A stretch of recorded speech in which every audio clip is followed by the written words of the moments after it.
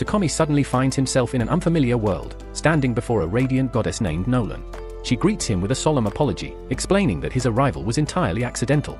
Normally, when a summoning spell is cast, it selects individuals deemed unremarkable or struggling in their original world.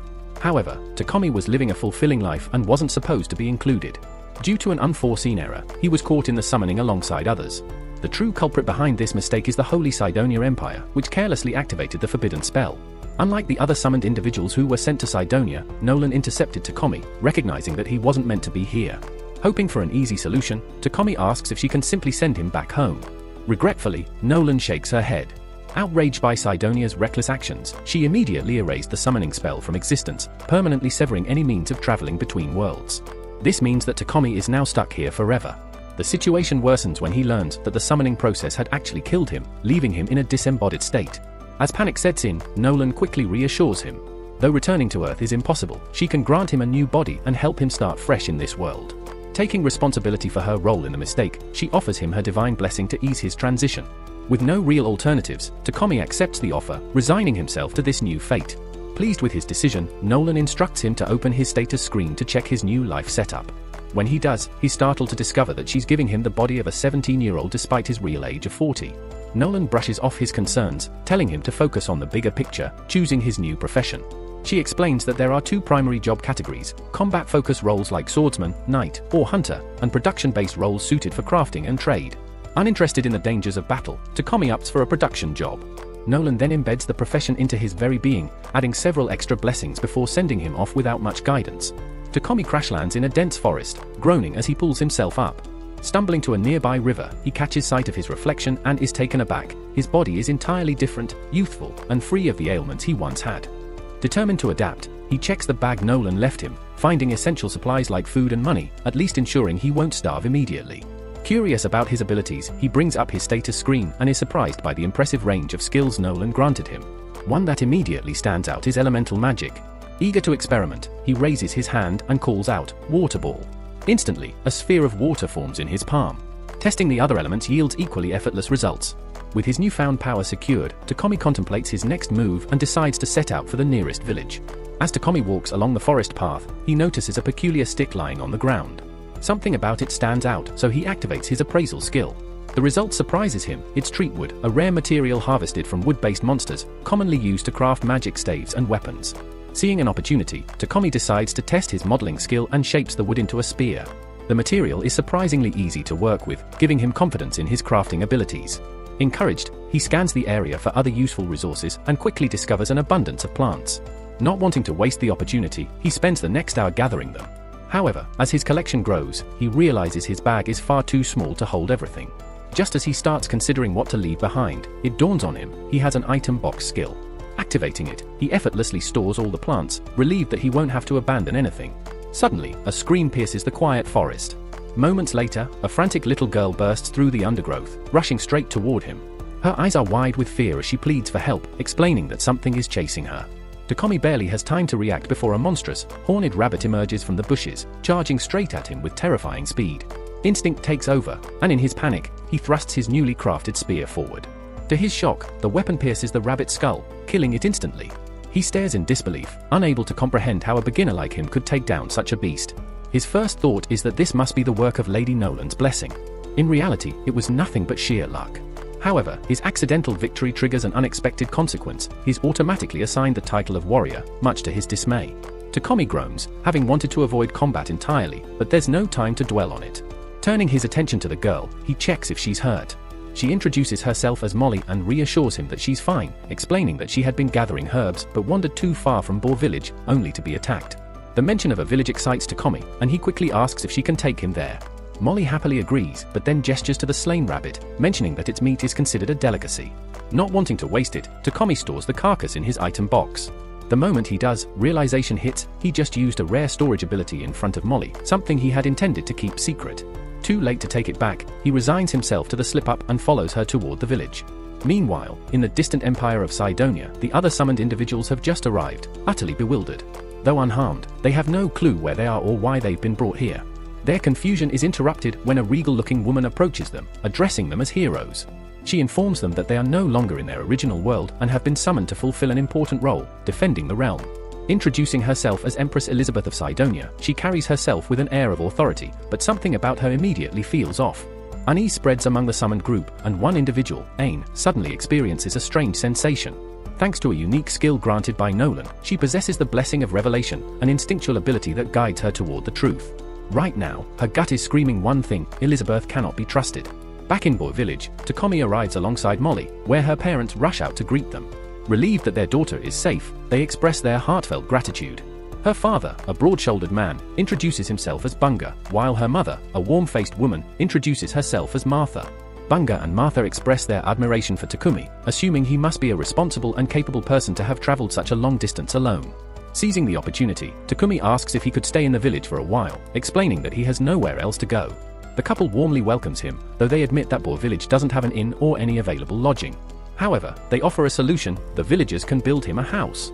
Word quickly spreads, and soon the entire village gathers around an empty plot of land, eager to help. Wanting to contribute, Takumi decides to use his earth magic to flatten the ground for the foundation. It's his first time casting magic on such a large scale, and the strain nearly causes him to pass out from mana depletion. Despite his exhaustion, the villagers are amazed by his ability, reassuring him that there's nothing to worry about. With the foundation set, the villagers work through the night, and by morning, Takumi's house is complete. Once settled in, he wastes no time making furniture, using his carpentry, blacksmithing, and sewing skills to craft everything he needs. But there's something else on his mind: alchemy. The village blacksmith, Boran, had given him various ores, and Takumi is eager to test his alchemy skill by extracting the metals. Among his haul, he finds iron ore, silver ore, copper ore, and even some magic iron ore. He starts with iron, attempting to refine it into an ingot. Normally, this would require a large furnace and hours of labor, but thanks to alchemy, he does it instantly. However, the process consumes a significant amount of mana, something he hadn't accounted for. Excited by the possibilities, Takumi continues extracting metal for several hours, determined to stockpile resources for future projects. Unfortunately, his enthusiasm blinds him to his own limits. When Molly arrives to bring him dinner, she opens the door only to find him collapsed on the floor, completely drained. Panicked, she rushes to get her parents. Fortunately, Bunga and Martha administer a recovery potion just in time, restoring his strength. Though eager to resume his experiments, Takumi is forced to promise them he won't push himself to the brink again. Over time, he extracts a stockpile of iron, copper, and even a bit of gold, allowing him to craft various tools and weapons. Eager to improve his smithing, he spends time with Boran at the forge, learning the finer points of weapon making.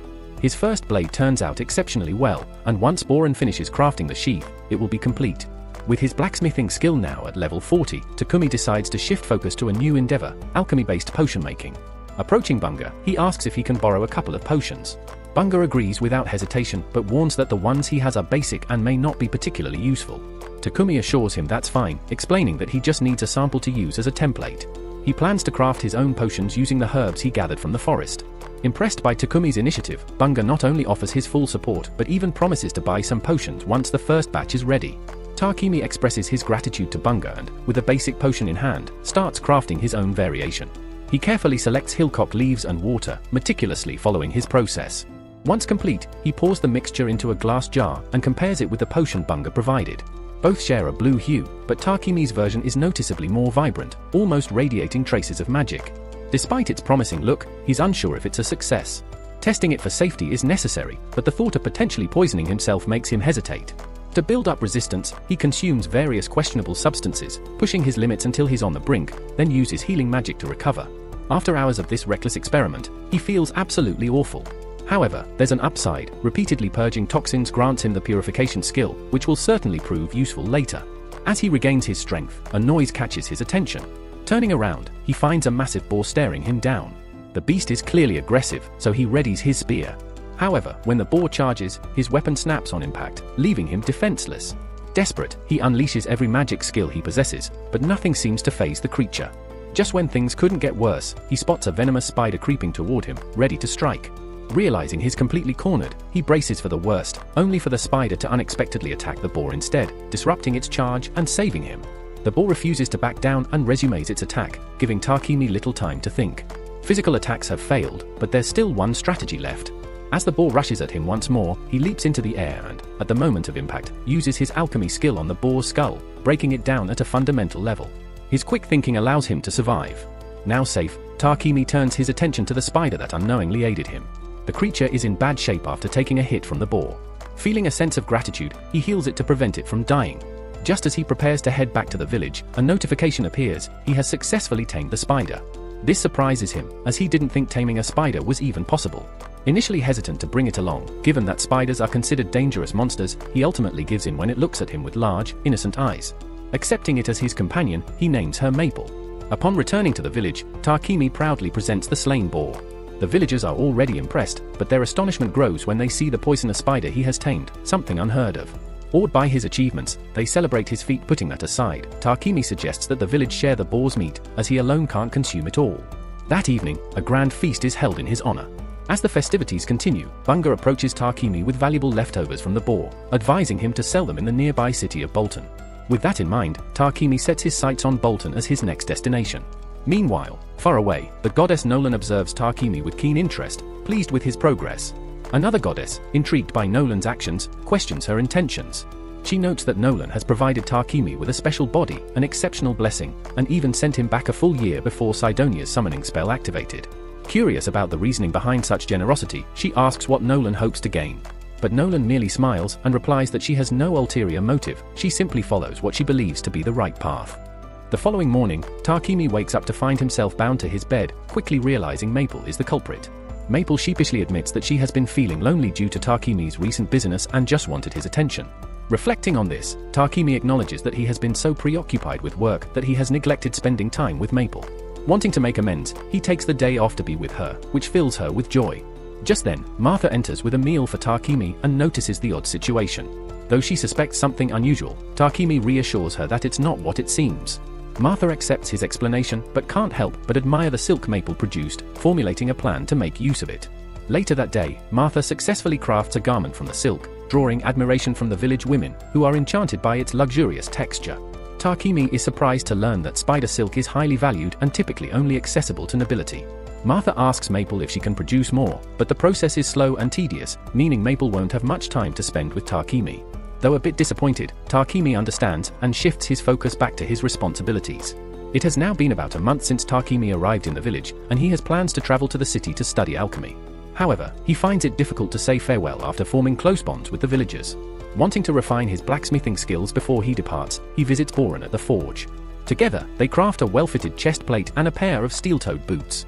Boran notes that the boots could serve as a useful weapon if needed, but Takemi quickly clarifies that he has no intention of engaging in combat, as his focus remains on alchemy. Shortly after, Bunga arrives and expresses relief that Takemi's armor is finally ready. Despite his happiness, he admits he will miss Takemi but understands that moving to the city is a logical step for him to expand his business. A trader from Bolton is expected in a few days, and Bunga has arranged for Takemi to travel with him. Though saddened by his departure, the villagers support his decision and encourage him to prepare.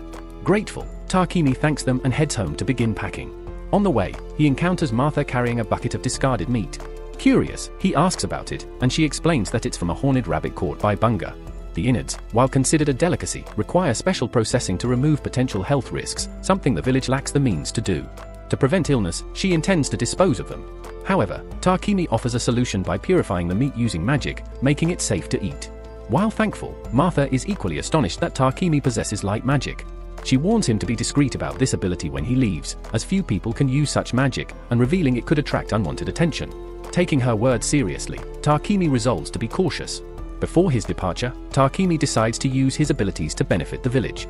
Utilizing earth magic, he constructs a sturdy brick wall to enhance security. Additionally, he installs a water pump and other practical amenities, significantly improving their quality of life. By the time the trader arrives, the village has undergone such a transformation that it is nearly unrecognizable. Bunga greets the merchant, Peck, and proceeds to finalize a trade agreement. Takemi approaches, ready to depart, as Payek has already heard much about him from Bunga. Introducing himself, Payek ensures everything is in order for the journey. Takemi reassures them he hasn't forgotten anything, but he has something to give. Taking out a potion, he hands it to Bunga, mentioning that he left around 100 bottles at Bunga's house for emergencies. He wants Bunga to use them for healing when necessary. Payek, amazed by the potion's quality, asks to examine it closely. After inspecting it, he confirms that it's of superior quality. Soon, the villagers gather to bid farewell. Peck decides to wait until the goodbyes are finished before setting off. Molly says goodbye to Maple, who rests inside Takemi's bag, while Martha gifts him an outfit crafted from maple silk, made by the village women. Deeply touched, Takemi expresses his gratitude, thanking them for their kindness despite knowing him for only a short time. As he climbs into the carriage, the villagers give him a heartfelt send-off, assuring him that he will always have a place among them. As Tarquini and Payek set out for Bolton, Payek comments on how much the villagers care for him. Even those in the carriage sense that Tarquini was cherished like family. The emotional farewell moves Heath. Along the way, the other travelers heading to Bolton introduce themselves. The blonde-haired man is Heath, the redhead is Real, and the quiet one is Bogger. They belong to a C-rank party called Lion Fang, tasked with serving as Payek's bodyguards. However, the region has been peaceful, leaving them with little to do. Real notices Tarquini clutching his bag tightly and asks if he's carrying something valuable. Tarquini explains that his pet, a killer spider, is resting inside. The group is stunned that he managed to tame such a dangerous creature. Real insists on seeing the spider, but comes across as overly eager. Maple responds by headbutting him in the face. Tarquini quickly apologizes, but the others assure him it's unnecessary, Real deserved it. Heath even jokes that Maple might develop a fear of humans after meeting Real. However, Maple seems to take a liking to Bogger instead. As everyone admires Maple, Payek calls Tarquini to the front to discuss the potion. He asks if more are available, as he would like to purchase some. Tarquini has no issue selling them, but before they can continue the discussion, the horses suddenly stop, trouble ahead. A horde of goblins surrounds the carriage, preparing to attack. Though dangerous, the group is eager for action. They assure Tarquini and Payek to stay back and leave the battle to them. With about 20 goblins in the area, the adventurers leap into action. Real shoots them down from a distance with his bow, while Bogger and Heath engage in close combat with a mace and axe. The battle is over quickly, with the goblins defeated. Afterward, the group retrieves the magic stones from the creatures before returning to the carriage. The journey continues for 3 days until they reach Bolton. Upon arrival, the Lion Fang members head to the Adventurers Guild to report their mission success. Tarquini accompanies them since he needs to register to stay in the city. Ideally, he would have preferred to join the Alchemist Guild, but since none exist in the area, he has no choice but to become an adventurer. Hans, the receptionist, explains that the Adventurer Guild card serves as identification. To keep it active, Tarquini must complete at least one simple quest per month. Tarquini proceeds with registration, also introducing Maple as his pet.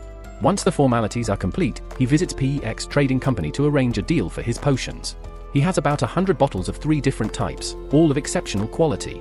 Payek offers to purchase healing and stamina potions for 10 silver coins each, while mana potions fetch a higher price of 50 silver coins. Takumi does a quick calculation and realizes he would be making over 7 million yen. The amount seems excessive to him, but Payek clarifies that an experienced producer with an established reputation could earn even more. Since Takumi plans to pursue potion making in the city, Payek suggests that he look for a house with a built-in workshop for convenience. This makes Takumi realize that he hasn't even thought about where he would live after reaching the city. Wanting to help, Payek calls for his assistant, Thomas, to show Takumi a suitable property within his budget. However, when Takumi arrives at the location, he is surprised to find what appears to be a mansion, leading him to believe it's out of his price range. Thomas reassures him that the property is surprisingly affordable and even adds that there are no ghosts haunting the place. Spotting the attached workshop, Takumi seriously considers the purchase, as it would perfectly suit his needs. With the earnings from his potion sales, he realizes he has enough to afford it. After some thought, he tells Thomas he will take the mansion. Thomas is pleased with the decision and promises to begin the paperwork immediately so Takumi can move in as soon as the next day. While strolling through the city, Takumi notices a strong, unpleasant odor. Thomas, recognizing his discomfort, explains that the smell comes from the sewers. The wealthier residents rely on magical purification devices to clean their sewage, but the main city sewers lack such conveniences. These purifiers are rare and can only be found in ancient ruins or dungeons, making them too expensive to implement on a large scale. Although priests are sometimes hired to use magic to cleanse the sewers, they remain unclean most of the time. The following day, Takumi and Maple settle into their new home. Almost immediately, Takumi decides to tackle the sewer issue. He acquires quartz and clay from Pex's company and uses his magic to shape them. By combining fire magic with space-time magic, he accelerates the baking process. However, after working for a while, he completely exhausts his mana and has to replenish it with mana potions. Despite the fatigue, he successfully completes his creation, a modern toilet. Just as Takumi finishes, he hears Payek shouting from the living room. Rushing over, he finds Payek completely wrapped in maple silk, immobilized from head to toe. Confused, Takumi asks Maple why she did this, and she explains that she thought Payek would find it amusing. To her credit, the silk's soft and soothing texture has put Payek to sleep, though it was certainly an unexpected experience. Takumi quickly apologizes for Maple's actions, but Payek reassures him that it's fine, even though the sudden restraint startled him. Excusing himself, Payek decides to use Takumi's restroom, but as soon as he steps inside, he rushes back out, stunned by what he sees.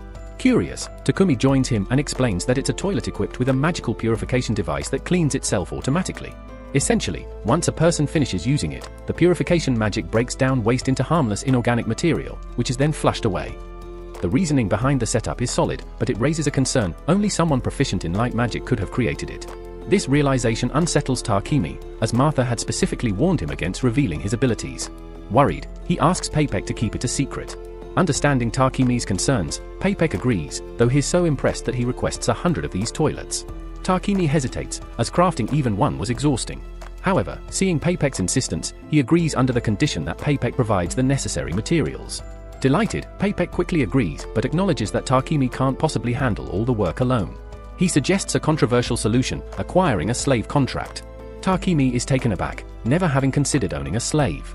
Papek explains that secrecy is crucial, and a slave bound by contract would be unable to reveal his abilities. He stresses that an aptitude for light magic is rare and considered divine favor, meaning the Church of Divine Light would likely try to claim Takemi for their own purposes. The church maintains its power by monopolizing purification magic, so if they found out about these toilets, they'd likely take drastic measures. However, Papek has an idea to avoid church interference. For now, Takemi's priority should be ensuring that his abilities remain hidden. He insists that obtaining a slave would be the safest route. Takemi remains firmly opposed, determined to manage the workload himself. Just then, his guild card glows. Checking it, he finds a message requiring him to complete a verification quest to maintain his adventurer status. Realizing he won't have time to finish the toilets alone, he reluctantly agrees to acquire a slave.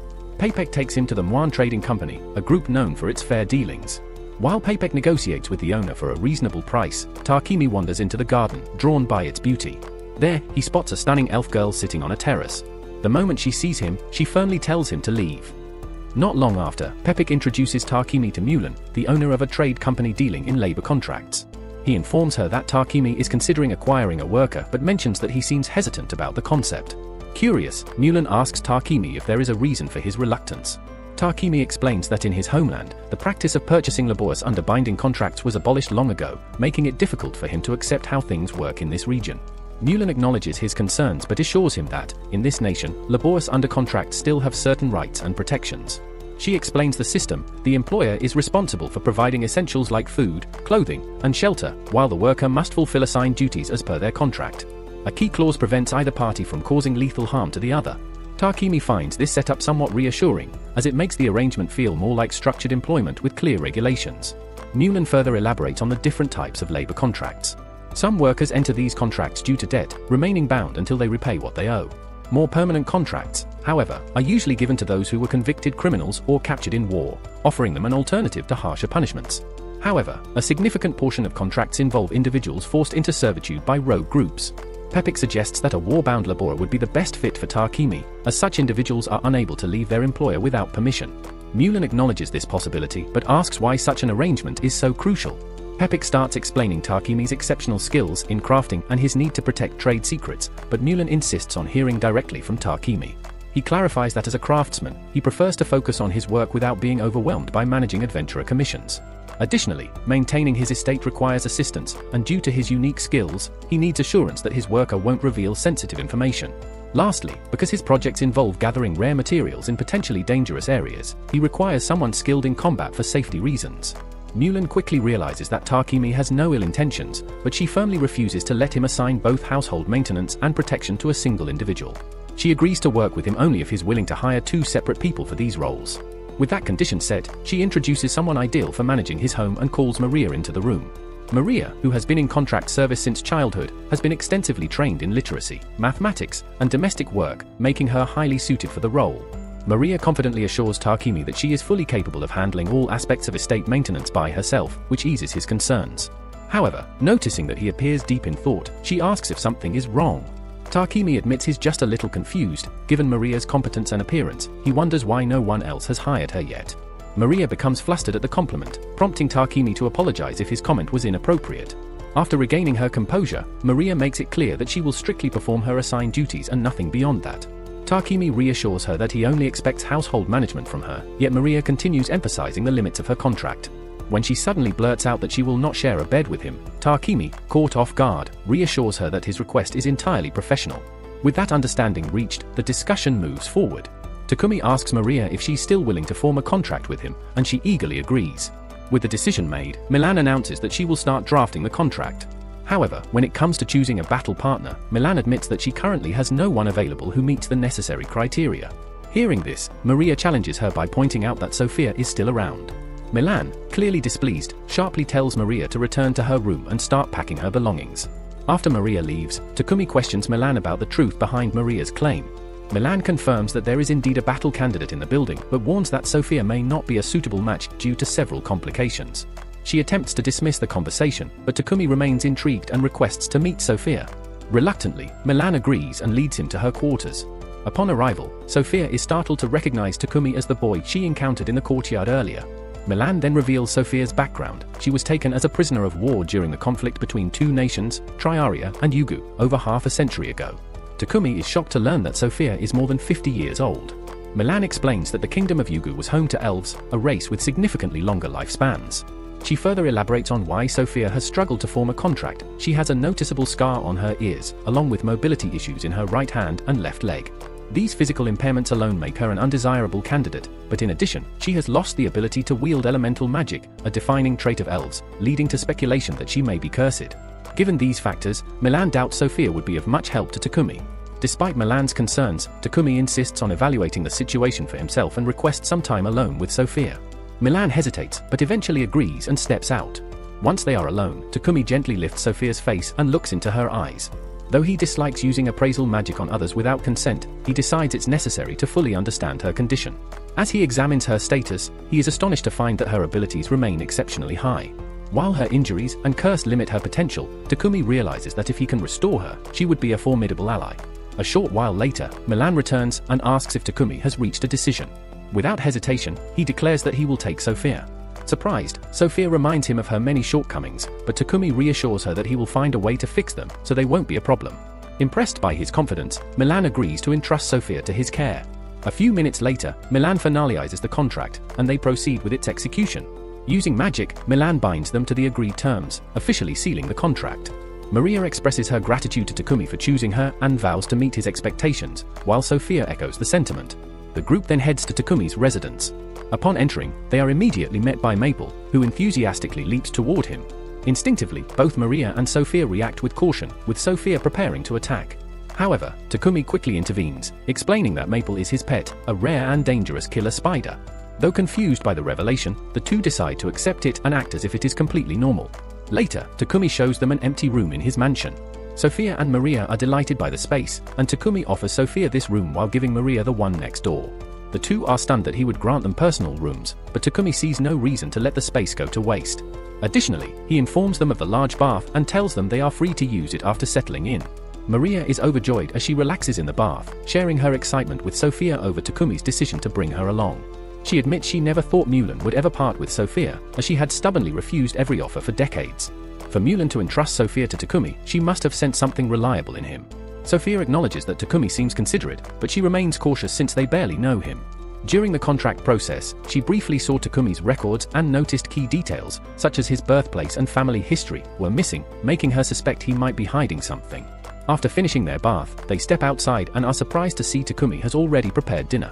Maria is particularly distressed, as she sees housework as her responsibility, and if Takumi takes care of everything himself, she fears she'll have no role.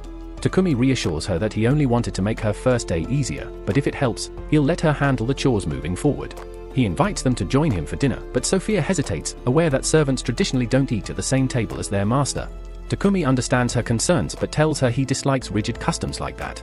Continuing on the topic of tradition, he mentions he isn't fond of being called master constantly and suggests they simply use his name. Maria accepts this easily, but Sophia is unsure and asks if it's an order. Takumi clarifies that he won't force her to do anything that makes her uncomfortable. The next day, Takumi heads to PEX Trading Company to retrieve a package he had ordered. The shopkeeper, Papex, assures him it's securely wrapped, but warns him to be cautious while carrying it.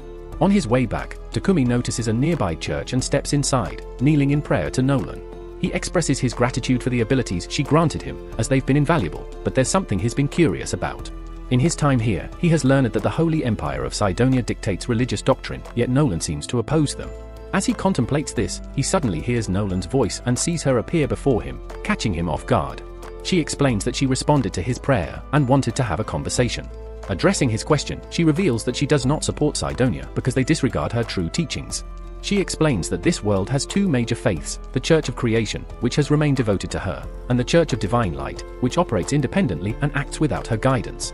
The Sidonia Empire has even waged crusades to spread their beliefs by force.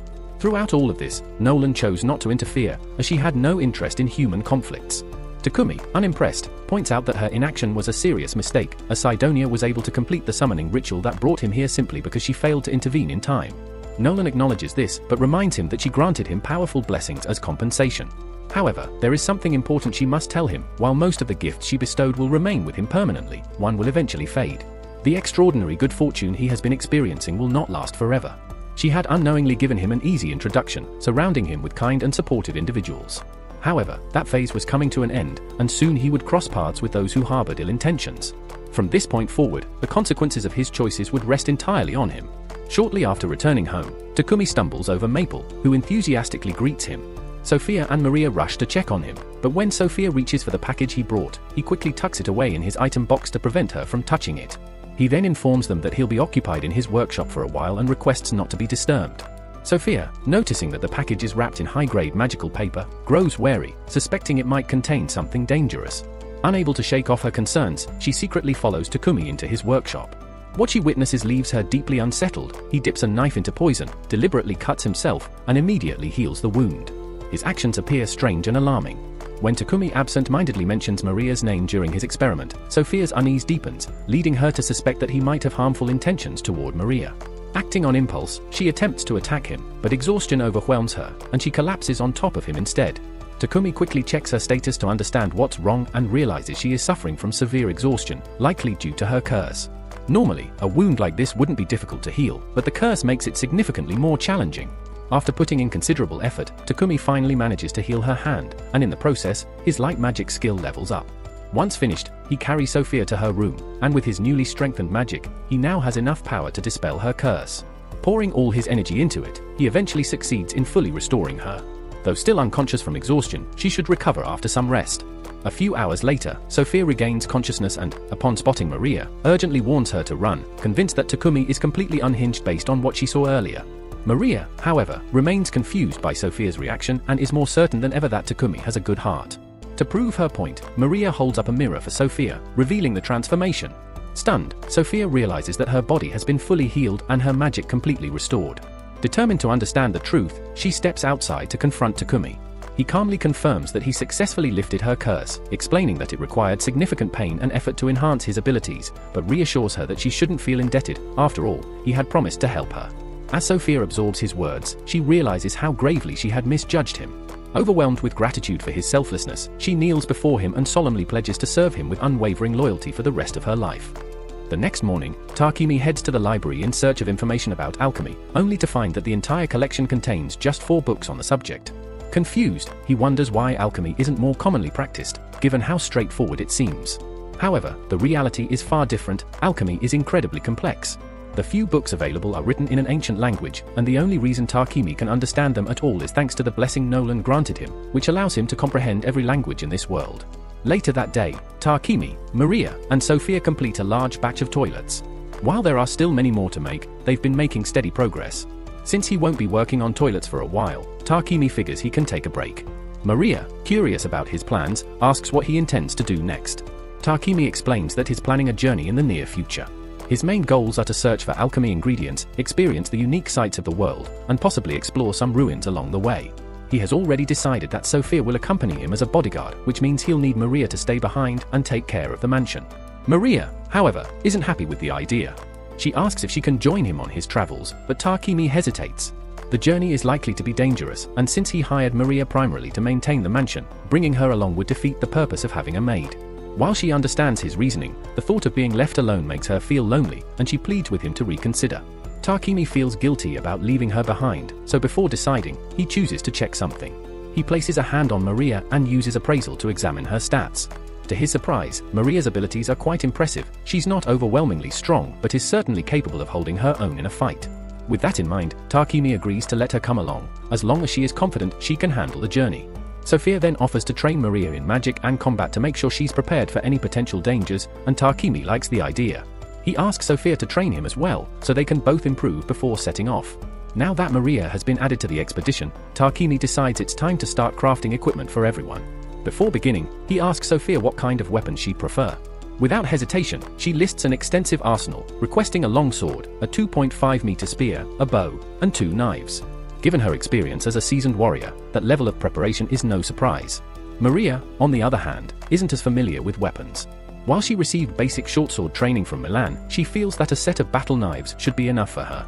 However, Sophia points out that relying only on knives would put Maria at a disadvantage due to their limited reach, so she suggests adding a spear to her arsenal. Since Maria doesn't know how to use a spear, Sophia offers to train her in the basics while they prepare for the journey. Takumi begins crafting the weapons, and it doesn't take long for him to complete all the blades. However, the process drains a large portion of his mana, forcing him to drink a mana potion to replenish his energy before continuing. The final step for the blades requires him to enchant them with both attack-enhancing and auto-repair properties, minimizing the need for frequent maintenance.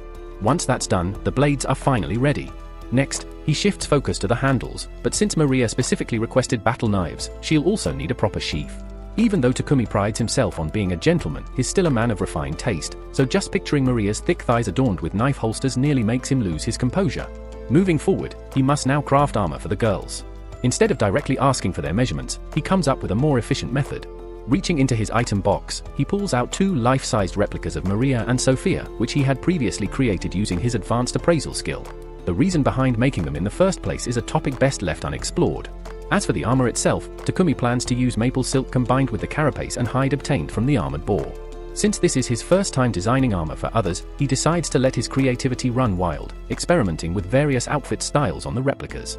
After several days and multiple revisions, Takumi finally presents the completed armor to Maria and Sophia. The results exceed expectations, it fits them flawlessly. They're both surprised by the precision of the fit, especially considering Takumi never took their actual measurements. Just as Maple is about to expose the secret behind the dolls, Takumi swiftly covers her mouth to keep her quiet. To avoid further suspicion, he quickly redirects the conversation, asking the girls for their thoughts on the weapons he crafted. Sophia draws the sword he made for her, immediately commenting on how perfect it feels in her grip.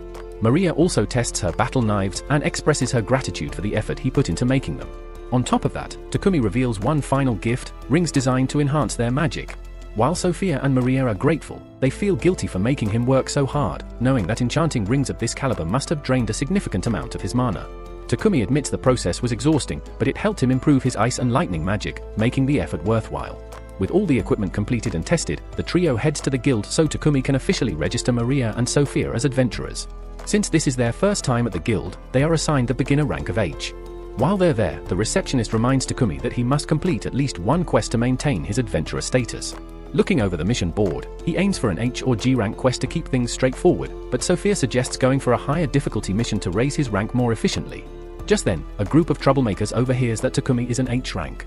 Seeing an opportunity to push him around, they approach him with arrogant smirks. These self-proclaimed D-rank adventurers assume he's weak and try to intimidate him into backing off, eager to have some fun with Maria and Sophia. Confident in their supposed superiority, they don't hesitate to declare that he doesn't stand a chance against them and won't hesitate to beat him down for entertainment. Maria is ready to step in and put an end to the nonsense, but Takumi stops her, insisting that he will handle it himself. Despite his fear, he refuses to back down. These adventurers didn't just insult him, they insulted his friends. The D-rank group is outraged that an H-rank newcomer would dare challenge them, so the burly one takes a swing at Takumi with full force.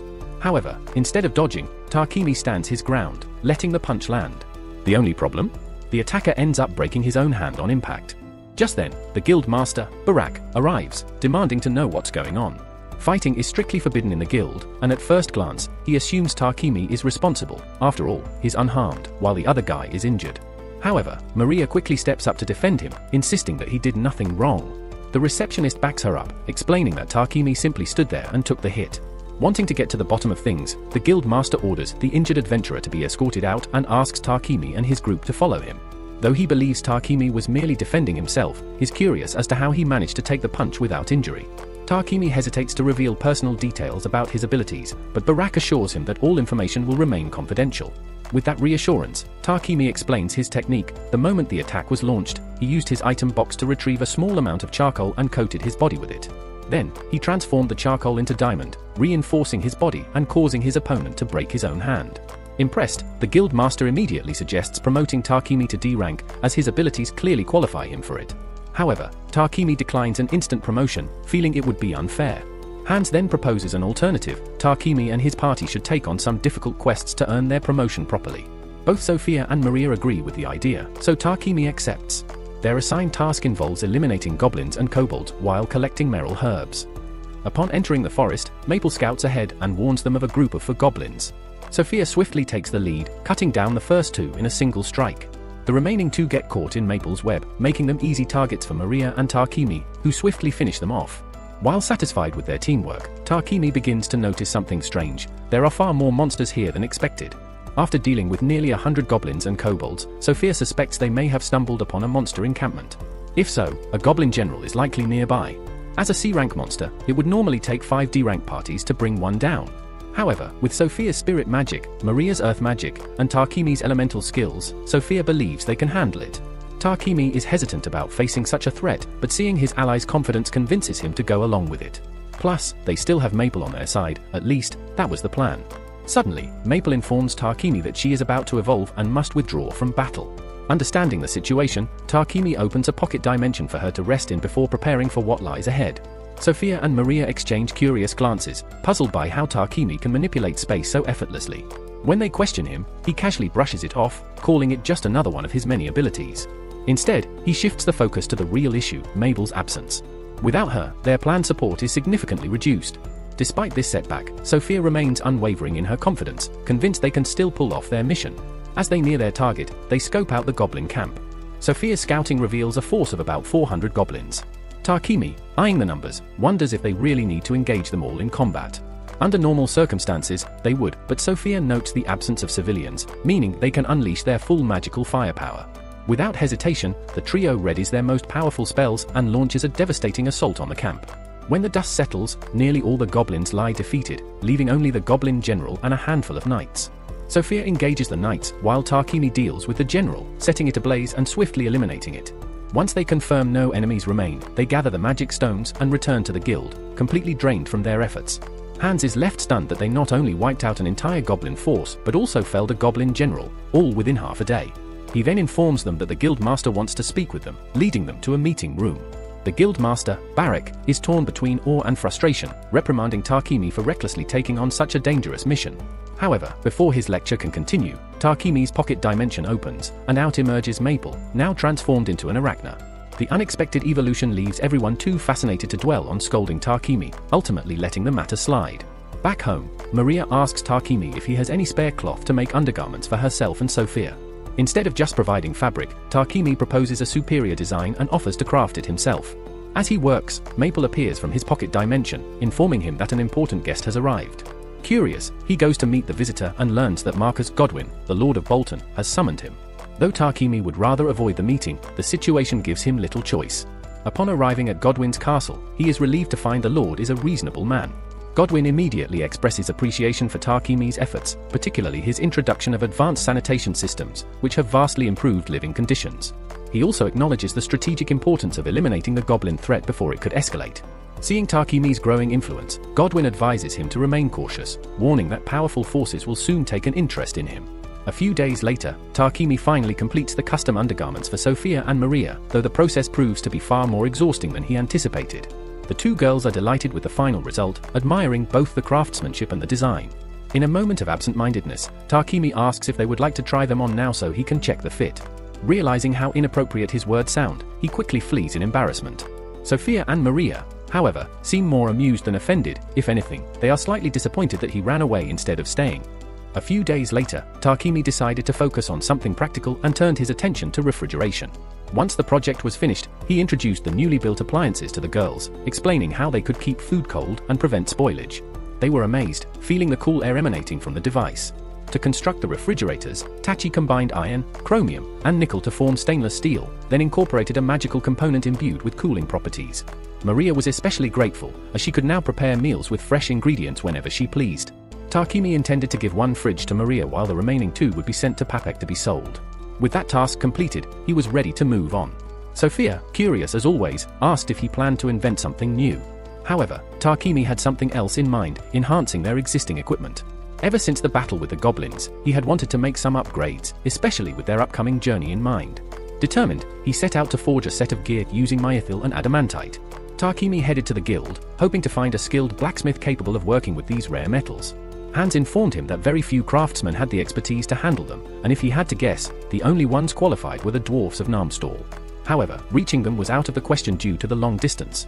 Accepting the difficulty of the situation, Tarquini was about to give up when Hans mentioned a city called Horus, located northwest of Barcula. There, he could likely find some myethil and adamantite. The only problem was gaining access to the mines, as only registered Blacksmith Guild members were permitted entry. Fortunately, Hans had an idea to bypass this restriction. Hypothetically, if Tarquini accepted a quest to clear out monsters in the mines and happened to discover some myethil along the way, no one would question him extracting the material himself. At that moment, the guild master appeared with a timely request. He explained that the guild stock of train wood was running low, and with winter approaching, they needed someone to gather more. Since train wood was often found near the mines, and Tarquini was already planning to head there, the guild master figured he could handle both tasks at once. Additionally, there was another favor to ask, an escort mission. Tarquini wasn't particularly eager to take on extra work, so he questioned why Lion Fang, a well-known group, couldn't handle it. The guild master explained that Lion Fang was currently occupied with another mission, leaving Tarquini as the only available choice. In the end, he agreed to the escort, though he wasn't too familiar with the journey to Horus. To prepare, he asked Hans how long it would take to get there. Hans estimated that traveling by horse-drawn carriage would take 7 days, but if Tarquini utilized a monster horse, the journey could be shortened considerably. He figured he could shorten the travel time to just 4 days since these creatures were twice as fast as regular horses. Thinking it was a brilliant idea, Tarquini asked if he could borrow one, but before anything could be settled, Riel arrived just in time to inform them that all the monster horses were already being used by Lion Fang. Hans was surprised to see Riel return so soon, but Riel explained that his group hadn't completed their mission yet. He had only taken down a black buffalo along the way and returned briefly to drop it off before it spoiled. Since he planned to rejoin Lion Fang in the morning, he decided to stay in town for the night. Seeing this, Tarquini offered him a place to rest at his home, along with the chance to take a bath. The idea of a bath sounded great to Riel, so he gladly accepted the offer. Tarquini was happy to have him over, but he had other matters to attend to first. He told Riel he could wait at his house, but Riel decided he would rather accompany Tarquini instead. With that, the two headed toward Peck's company.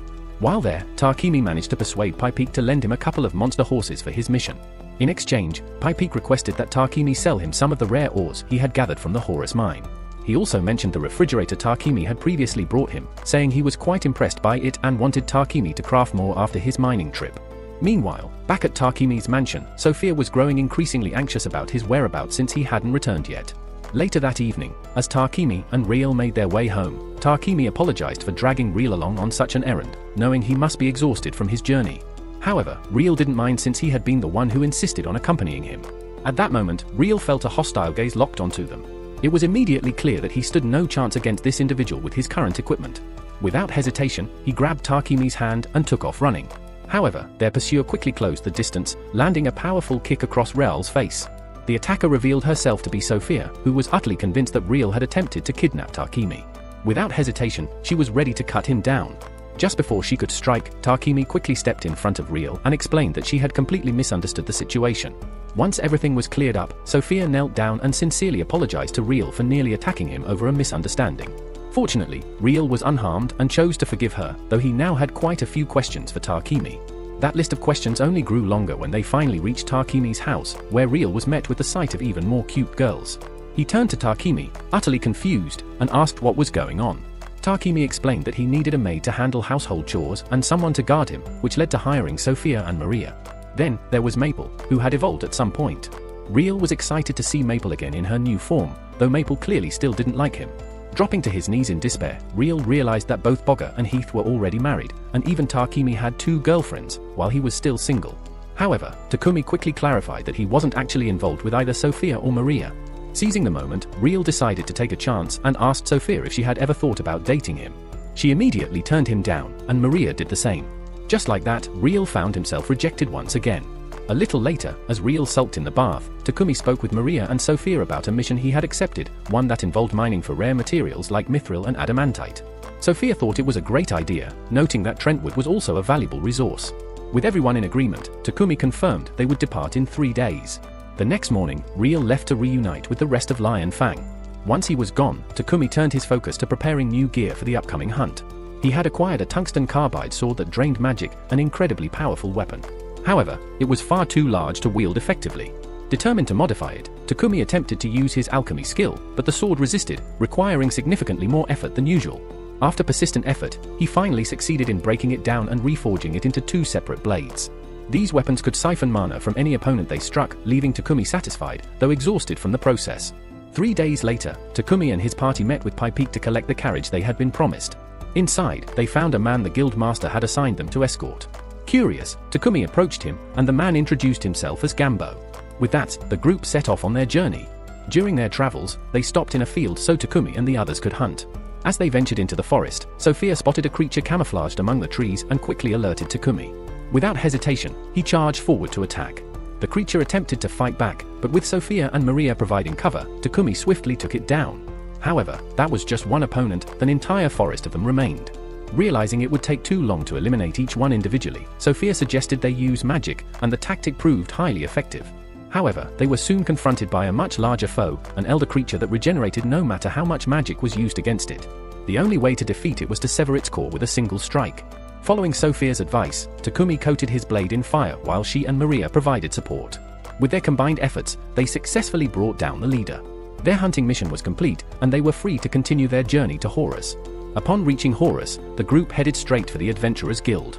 Once inside, Gambo pointed out a quest involving the extermination of iron mole creatures that had infested the local mines.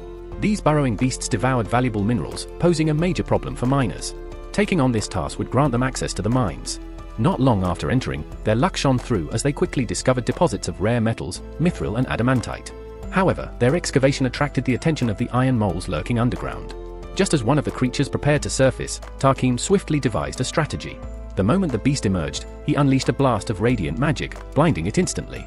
Stunned and vulnerable, the creature was swiftly taken down.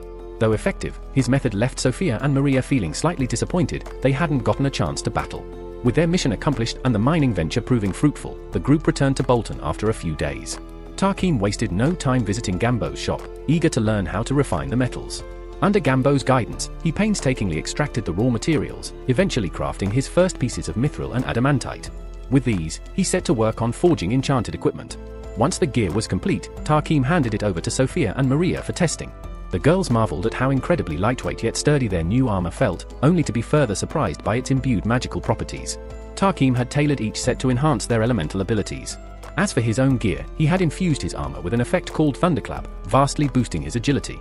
Unfortunately, his first attempt at showcasing it ended with him crashing into a wall. Next, Tarkim unveiled the weapons he had forged, each carrying specialized enchantments. Sophia and Maria were thrilled with their new spears, but Sophia had an additional request: she wanted a shield. Her reasoning was simple: she wished to protect Tarkim even at the cost of her own life. While Tarkim acknowledged her dedication, he reminded her that her own safety was just as important. Observing everything from the sidelines, Nolan silently noted Tarkim's progress, knowing he would need every ounce of strength for the challenges ahead. Meanwhile, in another part of the world, 1 year in the future, the heroes summoned by the Kingdom of Salamandor, Akira and Yamato, stood prepared. Their training complete, they were ready to undertake a mission assigned by their king. Back in Bolton, Tarkim finally finished crafting Sophia's requested shield. However, seeing how much energy he had poured into his work, she couldn't shake a feeling of guilt. She wished he had an assistant, someone who could lighten his burden. Elsewhere, within the royal capital, a noble received a letter from Sidonia. Rumors of Tarkim's purification magic, particularly in his self-cleaning constructs, had begun to circulate. Though they had yet to uncover his identity, forces were already moving to intervene. Upon discovering the widespread use of purification magic toilets in Barkula, the Church of Divine Light swiftly dispatched a representative to meet with the king. They soon escalated the matter by making an official appeal to the Pope in Sidonia, successfully persuading him to declare that purification magic was a sacred blessing from their deity, one that only their clergy had the right to wield. As a result, they demanded that the king of Barkula relinquish the patent for the purification magic circle. Additionally, they insisted that he disclose the identity of the person responsible for developing these devices. After hearing their demands, the king found them utterly unreasonable and chose to ignore them entirely. The church's envoy was left speechless at the king's outright defiance and, in retaliation, threatened to recall all priests stationed in Barkula back to Sidonia. However, the king remained unfazed and even encouraged them to proceed with their threat. Tarkimi later learned of the king's decision and felt relieved that his work hadn't been betrayed. Still, he couldn't shake a lingering unease over how strongly the king had opposed the Church of Divine Light. If the church turned against Barkula, he didn't want to be the cause of a major conflict. However, Papek reassured him that there was little reason to worry. The Church of Divine Light wasn't the only religious order in the region, the Church of Creation also held a strong presence. Even though the former wielded considerable influence, the latter still had many followers within the country. Their departure wouldn't be a significant loss. Moreover, the Church of Creation provided healing magic freely to those in need, unlike the Church of Divine Light, which charged exorbitant fees for its holy services. Given that the Church of Divine Light operated under Sidonia's authority, Tarquini would need to avoid them moving forward, but that was simply how things were. Papek's reason for visiting Tarquini that day was to relay a request from the king. After previously demonstrating Tarquini's purification toilet and refrigerator, the king had been so impressed that he asked Papek to bring Tarquini to meet him personally. Although Tarquini felt uneasy at the prospect of meeting someone so influential, Papek assured him that the invitation was not a command, he could refuse if he wished. That said, Papek sincerely hoped he would accept, as it would strengthen their company's ties with the royal capital. Tarquini ultimately agreed, and later that evening, he shared the news with Sophia and Maria. He asked if they would be interested in accompanying him to the royal capital of Baccalados. Both were eager to go, so he proposed they depart in a week. However, there was much to prepare beforehand. Since the journey would take approximately 7 days, Maria needed to prepare enough food in advance. Meanwhile, Tarquini planned to spend the time crafting new cloaks for both Sophia and Maria. Takumi recently acquired some dark element magic stones from Payek, which he uses to craft cloaks infused with a perception blocking spell. While this enchantment would be highly advantageous in combat, his main motivation for making them is to ensure Sophia and Maria can move around undisturbed when they reach the royal capital. Later, Sophia and Maria go shopping, browsing through fresh produce. As they pick out fruit, Maria sighs, frustrated by Takumi's lack of self-confidence. Sophia agrees, pointing out that he's quite handsome, possesses outstanding alchemy skills, and has an extraordinary talent for invention. She continues listing his many remarkable qualities with enthusiasm, prompting Maria to notice just how animated Sophia becomes while talking about him. This makes Maria wonder if Sophia harbors deeper feelings for Takumi. Sophia quickly denies having such thoughts, insisting she only admires him as her master, but Maria isn't entirely convinced, she suspects there's more to the story. Meanwhile, back at the town's church, Takumi kneels before a statue of Nolan, offering a prayer. Moments later, a bright light engulfs him, and he suddenly finds himself standing in Nolan's divine realm. She greets him warmly, noting that it has been a while since their last meeting. Aware of his upcoming journey to the royal capital, she playfully remarks that if he's here seeking a blessing, he should have at least brought her an offering. Takumi clarifies that he actually came to ask some questions. The Church of Divine Light worships a deity named Anot, so he wants to know if there truly is another goddess aside from Nolan. Without hesitation, Nolan asserts that she is the one and only true goddess in this world. If that's the case, Takumi then questions what Anot actually is. Nolan, unwilling to reveal too much, simply tells him he'll learn the answer in due time. Taking this opportunity, Takumi also asks about the other heroes summoned alongside him. 10 months have passed since he arrived in this world, and considering how significant a hero summoning would be, he finds it odd that no one has mentioned it. After a brief pause, Nolan admits the truth: when she summoned him, she altered time slightly, sending him 1 year into the past.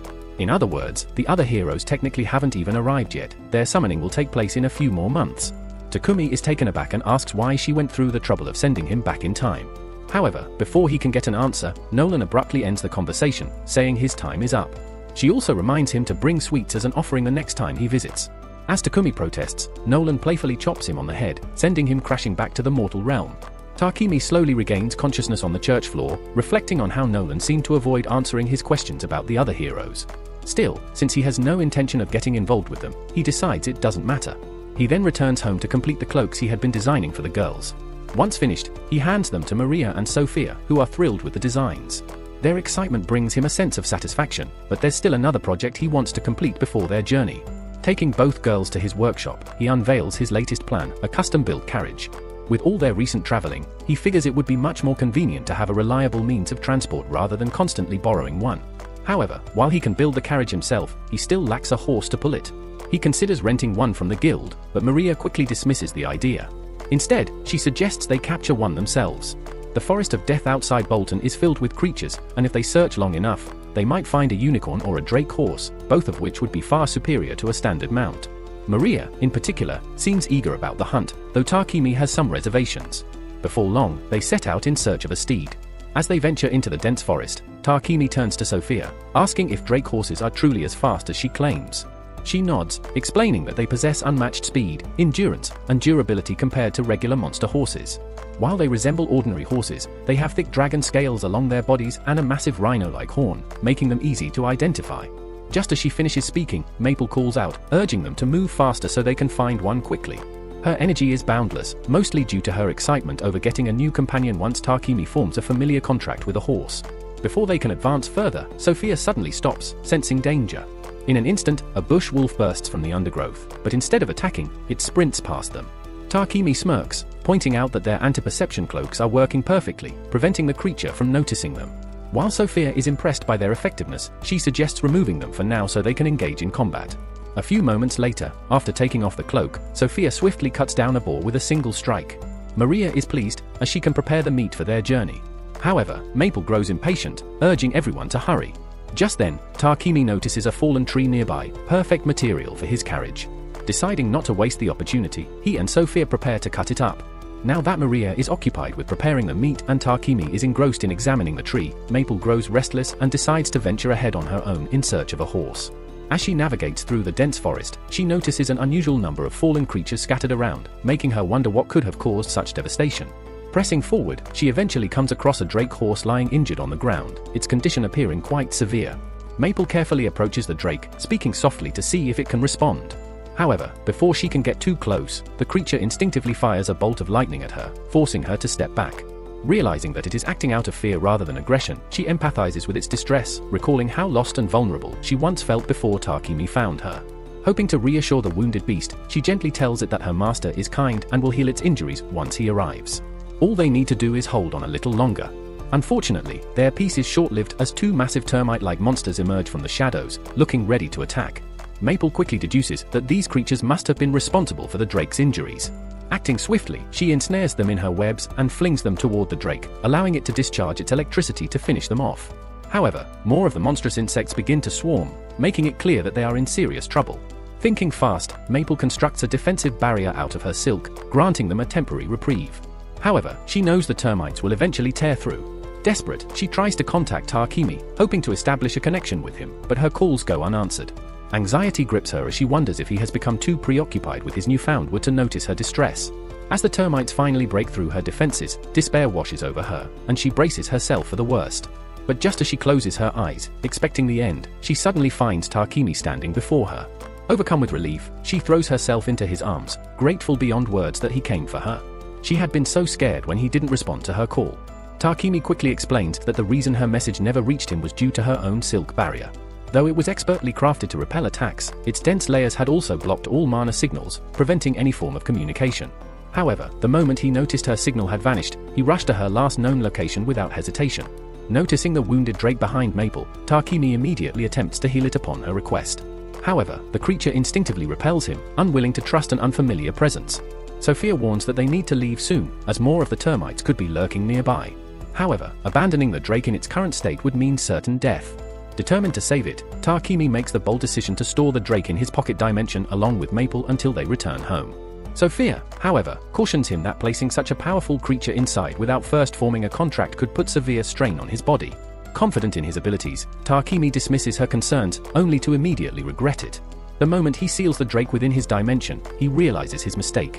Takumi collapsed almost instantly. Even after the girls brought him back home, he remained unconscious for the next 12 hours. The fact that the drake was still inside his pocket dimension meant his mana kept draining, pushing him closer to complete exhaustion. Since he was unconscious, he couldn't release the barrier to free the drake, which only worsened his condition. Concerned for his well-being, Sophia contacted Maple, requesting her help in opening the pocket dimension from within. Maple agreed, but pointed out that suddenly appearing in an unfamiliar place might startle the drake.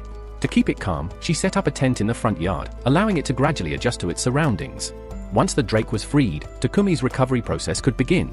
Meanwhile, Maria went out to purchase medical supplies while asking Sophia to stay by Takumi's side so he wouldn't be alone when he woke up. Later that day, he finally regained consciousness and stepped outside to check on the drake. While he was recovering, Maple had been keeping the creature company, telling it all about him.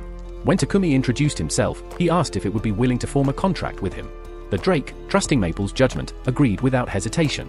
Now that it was officially bound to him, Takumi could use magic on it without worrying about any negative effects. Without delay, he cast High Heal, instantly mending all of the drake's wounds. Strength returned to its body, and it stood up, fully restored. Since it was now one of his familiars, Takumi decided to give it a name. Wanting to stick to a nature theme, just like he did when naming Maple, he chose the name Shamalaya, after the evergreen tree. Maple was delighted to see Shamalaya fully healed. With everything settled, Maria called everyone inside for dinner. She had prepared a feast, and after an entire day without food, Takumi definitely needed a good meal. At a slave market run by Palam, a beast girl named Rava sits across from a potential buyer. The client is intrigued by her magical abilities but questions whether she has any practical spells at her disposal. Rava admits that she hasn't yet mastered any useful magic but promises to train diligently to meet his expectations. However, the man ultimately decides against purchasing her, explaining that he needs someone who can assist him immediately rather than waiting for her to develop her skills. After the client leaves, Rava apologizes to Palom for yet another rejection. He reassures her, saying that the right buyer will come along eventually. Though she tries to remain hopeful, doubt begins to creep in after spending years without finding a master. Her thoughts drift back to her past life, where she had a younger brother and was forced to sell herself into servitude to provide for her family. Despite her sacrifices, she has yet to earn a single coin. Meanwhile, at Tarkim's residence, he continues working tirelessly on his carriage, much to the concern of Maria. She asks if he plans to visit Gambo's workshop that day, and he confirms, explaining that there's still much blacksmithing work left before their upcoming journey. Sophia worries that he's overexerting himself. Not only is he focused on the carriage, but he also has to produce more potions and cooling devices for Payek.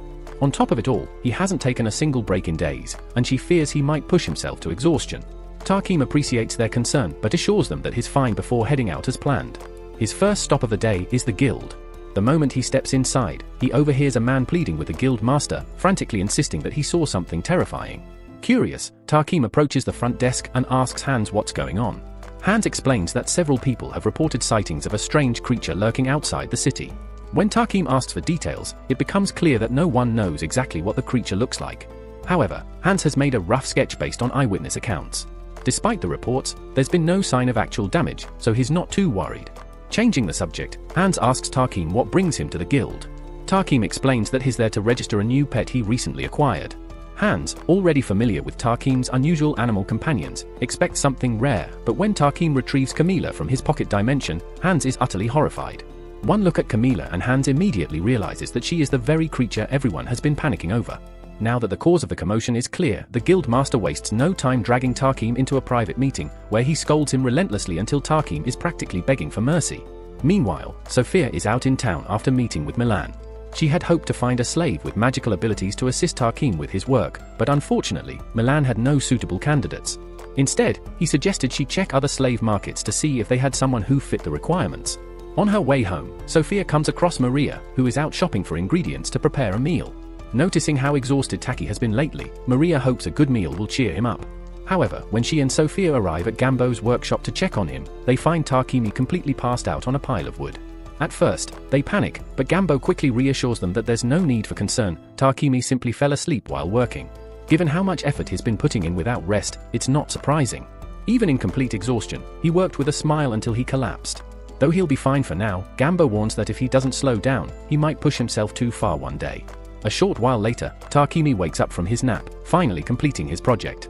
He looks immensely proud of what he's accomplished, and rightfully so. He's essentially defied logic to create a carriage that, while ordinary on the outside, holds an interior as spacious as a house. He went to great lengths to enchant it with spatial magic, ensuring it contains all the necessities for even the longest journeys to be comfortable. Excited to test it out, everyone climbs aboard, and Maria eagerly takes the reins. Despite its incredible speed, the ride remains unbelievably smooth, with barely any vibrations, ensuring no risk of motion sickness. With some time left before their journey, Tarkimi tells Maria she's welcome to suggest any additional features for the carriage. Wasting no time, she immediately requests the addition of death spikes on the sides. The spikes serve absolutely no functional purpose. Tarkimi acknowledges her enthusiasm but promptly disregards the idea, and they continue on as usual. A few days later, their departure day arrives. At the city gates, they meet Lion Fang, their assigned escort to the capital. Before long, Paipik and the others arrive as well, and with everyone assembled, Tarkimi declares it's time to set off. Before they do, however, Paipik becomes curious about Tarkimi's craftsmanship and asks for a look inside.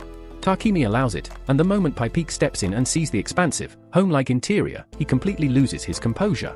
In a frenzy, he bombards Tarkimi with questions, desperate to know how it was built, even offering a substantial amount for the secret.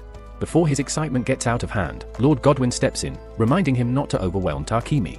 However, Godwin himself soon begins loudly expressing how much he would love to own such a magnificent carriage. Though he doesn't outright demand one, he casually remarks that if Tarkimi were to gift him one, he'd be willing to pay 100 platinum coins in return. Doing some quick calculations, Tarkimi realizes that amount translates to roughly 1 billion yen. With that much money on the line, how could he possibly refuse? For now, though, the group sets off on their journey. As Takumi and his companions travel in his carriage, Godwin and Papik ride in their own separate vehicles, moving steadily toward their destination. During the journey, Godwin discusses with his assistant how invaluable Takumi has become to the kingdom since his arrival. He is certain that Takumi's achievements will only continue to grow, but with such success, unwanted attention is inevitable. While both the king and Godwin are prepared to protect Takumi from internal threats within Barkula, handling the influence of the Sidonia Empire presents a much greater challenge. Shifting focus to the future, after the summoning of the other heroes, Ain is seen poring over an old history book about Sidonia, hoping to gather crucial knowledge. The text describes the goddess Anot, revered by Sidonia, who is said to have created humans in her own image, followed by beastmen from wild animals and elves from sprites, both meant to serve mankind. This belief system explains why beastmen are treated so poorly within the Empire, something that deeply unsettles Ain. Meanwhile, back in Takumi's time, he and his group arrive safely in the capital, relieved that their journey was free of any major attacks. However, the reason for their smooth travels was that Takumi's party neutralized every single monster that came too close. In fact, Lion Fang, who was supposed to be guarding them, didn't even have to lift a finger. As they settle in, Papik approaches Takumi with a proposal. Once they reach the inn, he explains that he wants to present the king with a carriage modeled after Takumi's own design. Lord Godwin has already approved the idea, believing it would be the perfect way to showcase Takumi's craftsmanship. However, with only 5 days until their audience with the king, Papik doubts whether Takumi can complete such a task in time. He suggests postponing it until the next opportunity. To his surprise, Takumi is confident that he can finish the project within the 5-day time frame. If he were to return home first, he'd have to transport the carriage back to the capital later, which would be too much trouble. It makes far more sense to build it now while he's already in the city. Though gathering the necessary materials shouldn't be too difficult, the bigger issue is finding a suitable place to work, as Takumi has no workshop in the capital. Fortunately, Papik has a solution. He knows of the perfect location, Palm Company. Later, Takumi discusses this plan with Maria and Sophia, explaining Papik's offer for him to work at the company's facilities. Sophia happens to know about Palm Company and mentions that, according to what Mulan has told her, it is one of the more reputable slave trading businesses in the capital. With Papik securing permission for Takumi to use one of Palm's older, unused buildings, everything is set. Once the materials arrive, Takumi is ready to begin construction on the new carriage. Sophia isn't about to let things slide so easily. She insists that Takumi needs to take care of himself. He nearly worked himself to exhaustion while crafting the first carriage, and now he's rushing straight into making another without rest. Even a workaholic like him has to acknowledge that pushing his limits like this is reckless. With that in mind, Sophia suggests that, since they're already visiting the Palm Company, he should consider finding an assistant. Understanding that Sophia and Maria genuinely care about his well-being, Takumi agrees to look for a new helper. The next day, he meets with the owner of the Palm Company, explaining that he's in search of a worker skilled in alchemy. Since his current project involves magical elements, Palm assumes he'll need someone with magical aptitude. While Takumi is in the meeting, Sophia waits outside. Suddenly, Maria rushes over in a panic, frantically explaining that she can't find Maple anywhere. Earlier, Maple had mentioned wanting to explore the Palm building, and if anyone spots a massive spider casually roaming the halls, chaos is bound to erupt. Realizing this, Sophia hurries to find Maple before she causes a commotion. Unfortunately, by the time she arrives, Maple has already scared Rava, who had simply been enjoying a quiet moment with her book. Maple apologizes for startling her, and Sophia helps Rava back to her feet. Noticing the book Rava was holding, Sophia realizes it's about alchemy and asks if she's interested in the subject. Rava excitedly starts talking about her love for alchemy, passionately explaining how much she enjoys studying it. A few minutes later, Rava is brought into the meeting room, as Palm believes she would be a good match for Takumi's needs. She greets him and takes a seat to begin their discussion. However, as Takumi starts explaining the work, Rava becomes entirely distracted, overwhelmed by the fear of rejection. She desperately wants this opportunity to support her family and dreads failing yet again. As Takumi mentions looking for someone knowledgeable in alchemy, Rava immediately perks up. Alchemy is her passion, it's what she loves most. Instantly, the conversation shifts, and the two begin exchanging ideas, discussing theories and methods. Takumi, impressed by her enthusiasm, decides to test her skills. He tears a page from his notes and hands it to her, asking her to determine the function of the magic circle drawn on it. Rava instantly recognizes it as a recompositing circle used for crafting sweets, but something about it feels slightly off. Struggling to pinpoint the issue, she starts panicking. Frustrated, she bursts into tears, admitting that she doesn't know the answer because the spell isn't exactly what she's familiar with. Fully expecting to be turned away, she's shocked when Takumi instead extends his hand and invites her to join his team. It turns out she was correct, the magic circle was indeed for making sweets, but the small difference came from Takumi using alternative ingredients. He's amazed by her ability to decipher its purpose so quickly and is eager to have her working alongside him. With that settled, Palm drafts the contract, and Rava finally secures a position. Relieved, she makes a request. She wants her wages sent back to her home village. She explains that her family is struggling, and she wants to support them, ensuring a better life for her younger brother. Seeing how important this is to her, Takumi has no reason to refuse. Meanwhile, across the kingdom, tensions rise. The king of Sidonia prepares to retaliate against the kingdom of Barkula for defying him. As a show of strength, he orders the holy knights to be deployed, aiming to make an example of Barkula. However, the princess has an alternative strategy. With the kingdom planning to summon their champion soon, she schemes to spread rumors that will breed resentment toward Barkula. Then, once the summoned warriors arrive, she intends to use the situation as leverage, fueling the conflict and ensuring that Sidonia takes its revenge. Shortly after Tarquini completes assembling the reinforced frame for the carriage, Rava watches in amazement at his craftsmanship, astounded that he accomplished such a feat alone. She eagerly offers to polish the frame, but as she starts, doubt creeps in. She fears she could never achieve such a level of skill. Sensing her unease, Tarquini reassures her, explaining that while the alchemy circles he used may seem intricate, they aren't much more complicated than the candy spell she has already mastered. With time and practice, he believes she can reach the same level of expertise, as she already possesses the most fundamental trait for alchemy. With her help, Tarquini completes the carriage. As he steps back to admire his work, an elderly man approaches and begins inspecting the structure. The man asks if Tarquini is the creator, to which he responds affirmatively, though he clarifies that he intends to present it as a gift to the king. Before he can elaborate, a commotion arises as the others rush forward, eagerly calling for the king's attention. In that moment, Tarquini realizes the man beside him is none other than the ruler himself. Panic washes over him as he recalls how casually he had been speaking just moments ago. However, the king reassures him that formality isn't necessary, as this is meant to be an informal meeting. He admits he prefers these relaxed gatherings over rigid court affairs, and had been eager to meet Tarquini personally. The revelation surprises Tarquini, as he can't think of any reason why the king would seek him out. The king reminds him that he was the mind behind the innovative toilet system that solved the kingdom's sewage crisis. As ruler, it is his duty to express gratitude for such contributions. Ordinarily, the king explains, a grand celebration would be arranged to honor Tarquini, along with generous rewards and noble titles. However, doing so would draw unnecessary attention to him, something the king knows Tarquini wishes to avoid, given the looming threat of Sidonia. The king's understanding nature leaves Tarquini feeling unexpectedly appreciative. Despite the discretion, the king still insists on rewarding him for his invention. With their meeting concluded, Tarquini and his companions prepare for their return journey.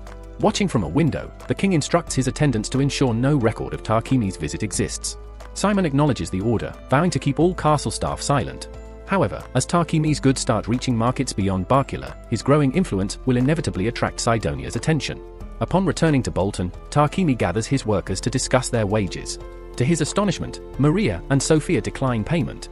Maria insists that since he provides her with ample food, the allowance he gives is sufficient. Meanwhile, Sophia expresses that she has little need for money, so she sees no reason to accept it. Rava finds it baffling that Tarquini has to argue just to get them to take what they rightfully deserve. Tarquini tries to reason with Sophia, explaining that even if she doesn't require money now, saving for the future is a wise decision. However, Sophia remains unmoved. As an elf, she knows she will outlive him, and when that day comes, she intends to dedicate the rest of her life to watching over his grave. Maria, though mortal, expresses a similar devotion. While their loyalty touches him, Tarquini wishes they would consider futures beyond spending eternity as guardians of his resting place. Meanwhile, within the heart of the Sidonia Empire, one of the princess's informants successfully secures a purification device crafted by Takumi. However, rather than celebrating the acquisition, the princess is outraged by the mere notion of someone replicating sacred magic. Instead of rewarding the spy, she refuses to overlook this offense. Tracing the origins of the devices back to the city of Bolton, she makes a swift decision, dispatching a specialized unit to eliminate the individual responsible for their creation. At Takumi's residence, he and Rava are immersed in their work when she suddenly voices a request to register at the Adventurers Guild. Takumi is momentarily taken aback, but Rava clarifies her reasoning. She wants to contribute to Takumi's efforts just as Maria and Sophia do. Furthermore, joining the guild would allow her to enhance her abilities, enabling her to refine her alchemy through stat improvements. With this explanation, Takumi acknowledges the practicality of her decision and agrees. Together, they head to the guild, where Rava obtains her guild card, officially becoming part of Takumi's party. Speaking of his party, Hans urges Takumi to finally choose a name. With the exception of Rava, all members of the group have achieved notable ranks, and given their outstanding performance, they are among the guild's elite. Remaining nameless indefinitely is no longer an option. However, Takumi sees no issue with this since adventuring was never a personal ambition of his. Additionally, his party lacks a dedicated frontliner, and while he could potentially assume the role with training, his interest in gaining strength is minimal. At that moment, Barak appears without warning, boldly declaring that he'll train Takumi until he becomes an exceptional frontline fighter. Ignoring Takumi's protests, Barak forcefully drags him to the training grounds, subjecting him to a grueling regimen. Throughout the ordeal, Barak insists that Takumi must choose a name for his party, but overwhelmed by exhaustion and pain, the only names he can think of are utterly ridiculous. Dissatisfied, Barak continues his relentless training, refusing to stop until a suitable name is chosen. Unfortunately, inspiration never strikes, leaving Takumi utterly battered by the session's end. Later, as Maria tends to his wounds, Takumi seizes the moment to ask if she has any ideas for a party name. However, her naming sense proves to be even worse than his, rendering her no help at all. Turning to Sophia, he finds her too consumed by fury. She's livid that Barak had the audacity to handle her master so roughly. Without hesitation, she rises, prepared to storm the guild and settle the matter with brute force. Takumi, however, quickly intervenes, explaining that, despite the harsh treatment, the training had some benefits. His combat stats had improved significantly, so there was no need to harbor resentment toward Barak. Meanwhile, 10 months have passed since Takumi's arrival in this world. In that time, the other heroes have dedicated themselves to rigorous training. Yamato's combat abilities have advanced considerably, allowing him to overpower even the knight tasked with his instruction. Observing from the sidelines, Akira scoffs at Yamato's techniques, dismissing them as reckless and ineffective in true combat. In response, Ain points out that Akira's own fighting style is just as aggressive, but Akira merely smirks, waving off the remark with the confidence befitting a hero. As the most skilled swordsman among them, he nonchalantly suggests that Ain accompany him to his room for a different type of training. However, Ain ignores him completely and returns to her quarters. Since their arrival, Yamato and Akira have changed in unsettling ways, and she struggles to understand why. She has been gathering as much information as possible about Sidonia and its deity, Anad, to uncover the truth. So far, all she has found is the ideology of the Church of Divine Light, which upholds human superiority and considers demi-humans nothing more than servants. In contrast, she discovered a different faith, the Church of Creation, that worships Nolan and views humans and demi-humans as equals. However, since the Church of Divine Light holds power over Sidonia and was responsible for summoning her and the others as heroes to establish peace, Ain shudders at the thought of what the royal family truly intends for them. Meanwhile, Takumi presents Rava with a ring and a staff, as she is eager to contribute to their team's adventures. The ring enhances her magic activation, and since Rava previously mentioned her experience with staffs, Takumi crafted one for her using a blend of treatwood and mithril alloy. Rava is genuinely touched by the effort Takumi put into making such exceptional weapons for her, but Maple starts feeling envious. Takumi has never made a weapon for her before. However, this time, he did create one, even having Rava assist in its construction, which earns him Maple's gratitude. The next day, Takumi continues training with Barak and attempts to divert the session by suggesting names for their party. However, the best he can come up with is Cat's Claw, an obvious imitation of the lion's fang, which results in Barak immediately trapping him in an abdominal stretch hold. Maria tries to help by proposing a name, but it's so awful that Barak instantly rejects it and slams Takumi to the ground. Takumi starts worrying that Sophia might retaliate against Barak for his rough training methods. However, after observing firsthand, Sophia realizes that Takumi is severely lacking in close combat skills, making her conclude that the training is actually necessary. After enduring hours of being thrown around, Takumi finally gets a brief moment to rest, only for Hands to approach with an escort mission request. Takumi hesitates, knowing escort quests can be time-consuming, but Barak points out that with his carriage and Shamalaya, the entire trip would take only 4 days for a round trip. Additionally, the request comes from PEX Company, meaning that accepting it would strengthen their relationship with PayP. Takumi asks if Lion's Fang can handle the mission instead, as they usually take on PEX escort requests. Unfortunately, Lion's Fang is already engaged in another assignment, leaving him with no way to avoid it. Though he remains reluctant, everyone else insists it's a good opportunity, forcing him to agree. Their journey takes them to Kilbuse, where their client expresses relief, feeling far more secure with Takumi and his party protecting him. His main goal is to sell essential goods alongside purification devices, but he also has a side task, retrieving milk for Pepik. Takumi is caught off guard, never having encountered milk in this world before, as it's not available in Bolton. To his surprise, Kilbuse even offers dairy products like cheese, sparking his unexpected excitement about the trip. Once they arrive, Takumi introduces his team to cream stew. As they take their first bites, they're amazed by the rich, unfamiliar taste, savoring a flavor unlike anything they've ever experienced before. Takumi believes he can enhance the dish, so he suggests they stock up on cheese and milk before heading home. Fortunately, the town's markets remain open late, allowing him to buy as much as he desires. That evening, they go out to gather supplies, and after finishing their shopping, they sit down together to enjoy their finds. Tasting milk and cheese again stirs memories of Takumi's former life in Japan, but he feels no yearning for the past. His new world brings him greater fulfillment than anything he had before. Sophia notices Takumi's distant expression and asks if something is bothering him. In response, he wonders if she ever thinks about returning to her hometown. She explains that she cherishes her present life too much to dwell on what's behind her. Having spent 50 years bound by a curse, her contract with Takumi granted her a fresh start, and now, her only focus is moving forward alongside him and their companions. The others share her sentiment, and Takumi understands their feelings. Ever since arriving in this world, he has felt truly free to live as he wishes, and upon reflecting on it, he realizes that this freedom is thanks to Nolan. With that thought in mind, he finally decides on a name for their party, the Wings of Nolan. After completing their escort mission, Takumi and the group return to Bolton. However, the moment he steps into his mansion, an unsettling sensation washes over him. The air is thick with paralysis poison, and before he can fully assess the situation, his companions collapse, rendered helpless by the toxin. Two masked figures seize the opportunity and move in. One strikes first, attempting to stab him, but before the blade can land, a web intercepts the attack, disarming the assailant. Seizing the chance, Takumi swiftly retaliates, taking down the first attacker. The second man lunges at him, but Takumi counters effortlessly, flipping him over and knocking him unconscious. With the immediate threat eliminated, Takumi turns to Maple and thanks her for intervening. Her quick actions had saved him. He then casts Cure to neutralize the poison, restoring his allies. Sophia quickly apologizes for failing to protect him, but Takumi reassures her that it wasn't her fault. After all, only he and Maple possess resistance to paralysis. Speaking of Maple, she asks Takumi what he wants to do with the intruders she had captured. Noticing their suspicious movements earlier, she had neutralized them and secured them in her webs. The situation makes it clear that this was a planned assassination attempt. Takumi sends Sophia to call Barak from the guild. Once he arrives, the captured attackers are handed over. However, Barak warns Takumi that he should report the incident to the Lord of Bolton. It seems Sidonia has finally caught up with him. Takumi later meets with Lord Godwin, and his investigation reveals that the individuals who tried to ambush him were members of the Divine Light Squadron. This faction serves as an elite force sent by Sidonia to eliminate those perceived as threats to the Church of Divine Light.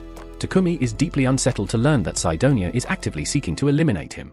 He is informed that the reason for this is the purification devices he had designed in the past. Traditionally, the kingdom relied on priests to perform holy magic for soul purification. The Church of Creation provided this service for free, while the Church of Divine Light demanded high fees. However, Takumi's invention rendered the priests unnecessary for purification, effectively cutting off a crucial source of income for the Church of Divine Light. Takumi debates whether he should go into hiding or leave the country entirely. However, he is assured that staying in Bolton would be his safest option, as a large portion of the population follows the Church of Creation. This makes it difficult for the Church of Divine Light to extend its influence there. To enhance security, the number of patrols by knights and the city guard will be increased to prevent further assassination attempts. While this ensures the city's safety, Barak emphasizes that they still need to consider Takumi's well-being during his adventuring missions. Takumi looks at him and states that, given the current circumstances, he plans to take a break from adventuring. However, Barak is unwilling to accept this, as Takumi's party ranks among the top 5 in the guild, and his absence would negatively affect the guild standing, something Barak values more than Takumi's personal risk.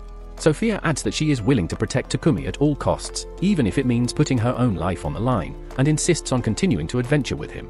Takumi, unable to refuse their determination, agrees to keep adventuring. As the three return to the guild, Takumi contemplates the danger he has put his friends in. Sidonia has clearly marked him as a target, and because of that, his companions were placed in harm's way. He must find a way to protect them. Upon arriving at the guild, Takumi and Sophia meet with Hans to finalize their party's official registration. However, Hans warns Takumi to stay on guard. News of the attack has already begun to spread, and rumors suggest a massive bounty has been placed on Takumi's head. Because of this, some adventurers within the guild might see him as their next target. Later that night, Takumi returns home and shares the troubling news with everyone. Maria is visibly upset, realizing that this means they could face further attacks. Takumi apologizes, feeling guilty for putting them in danger.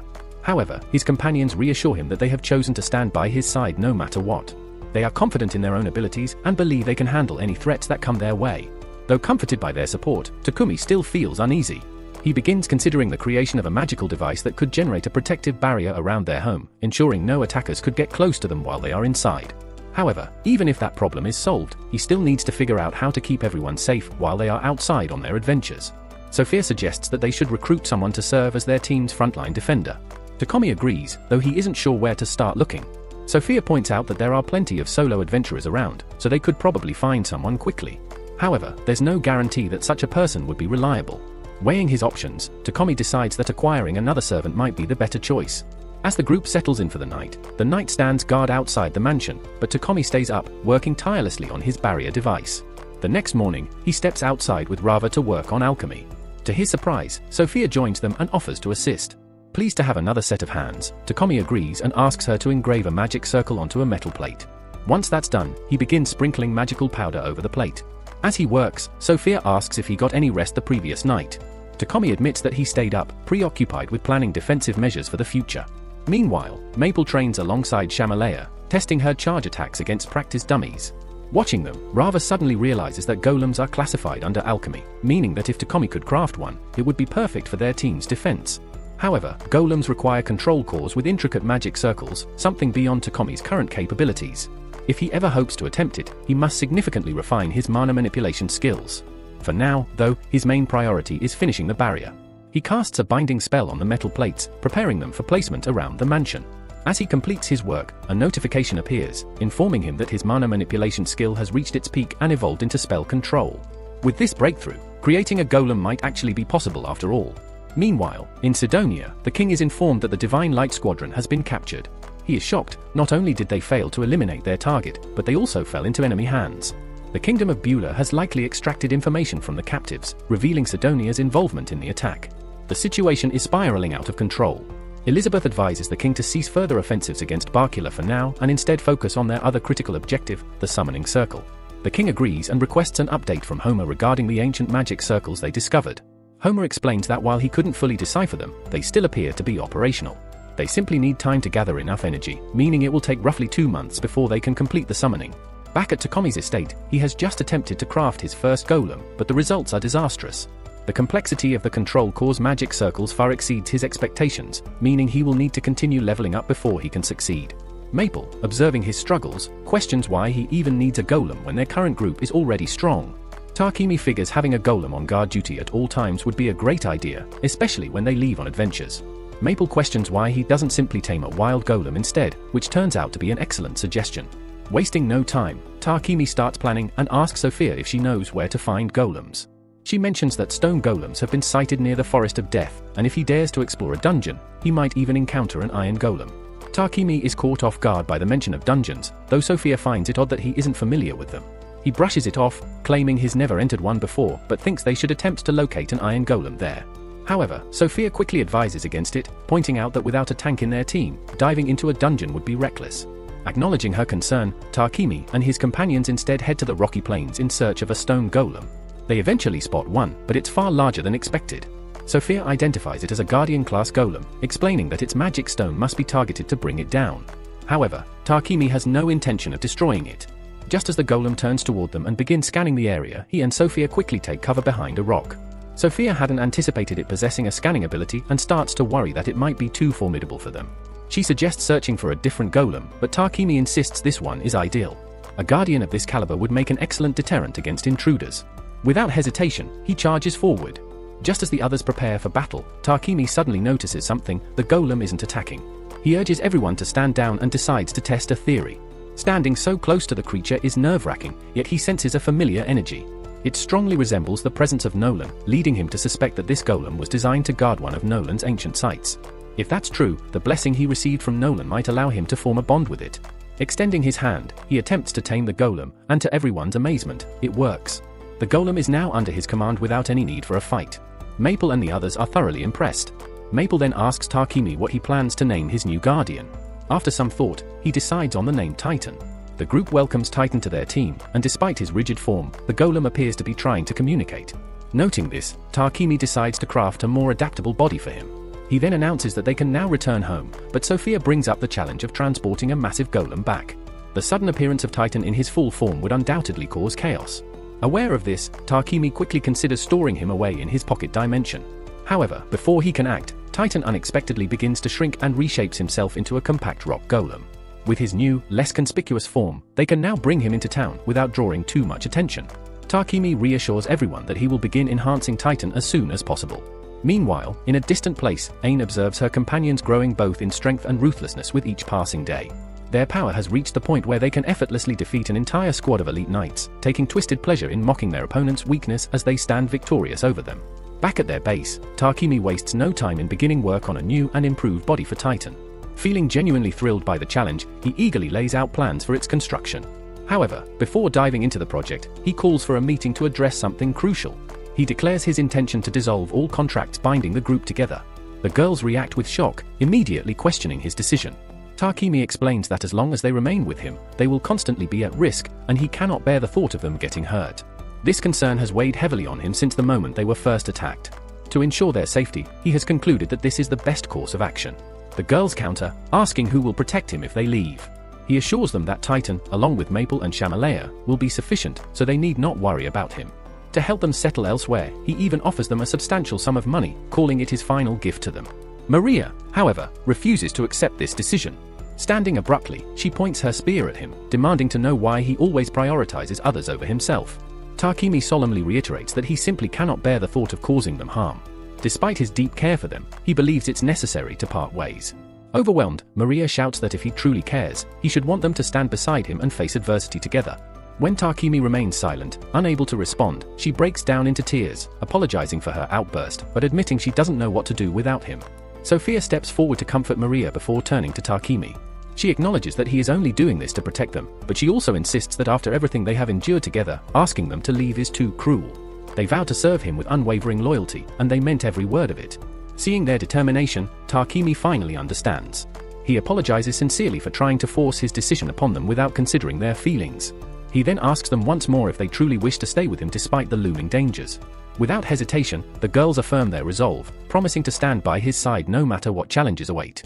With the matter settled, Takemi returns to his work, finalizing Titan's new body. The result is nothing short of magnificent. Titan now boasts a polished and formidable form. His skeletal frame is reinforced with adamantite alloys, while mithril enhances his armor.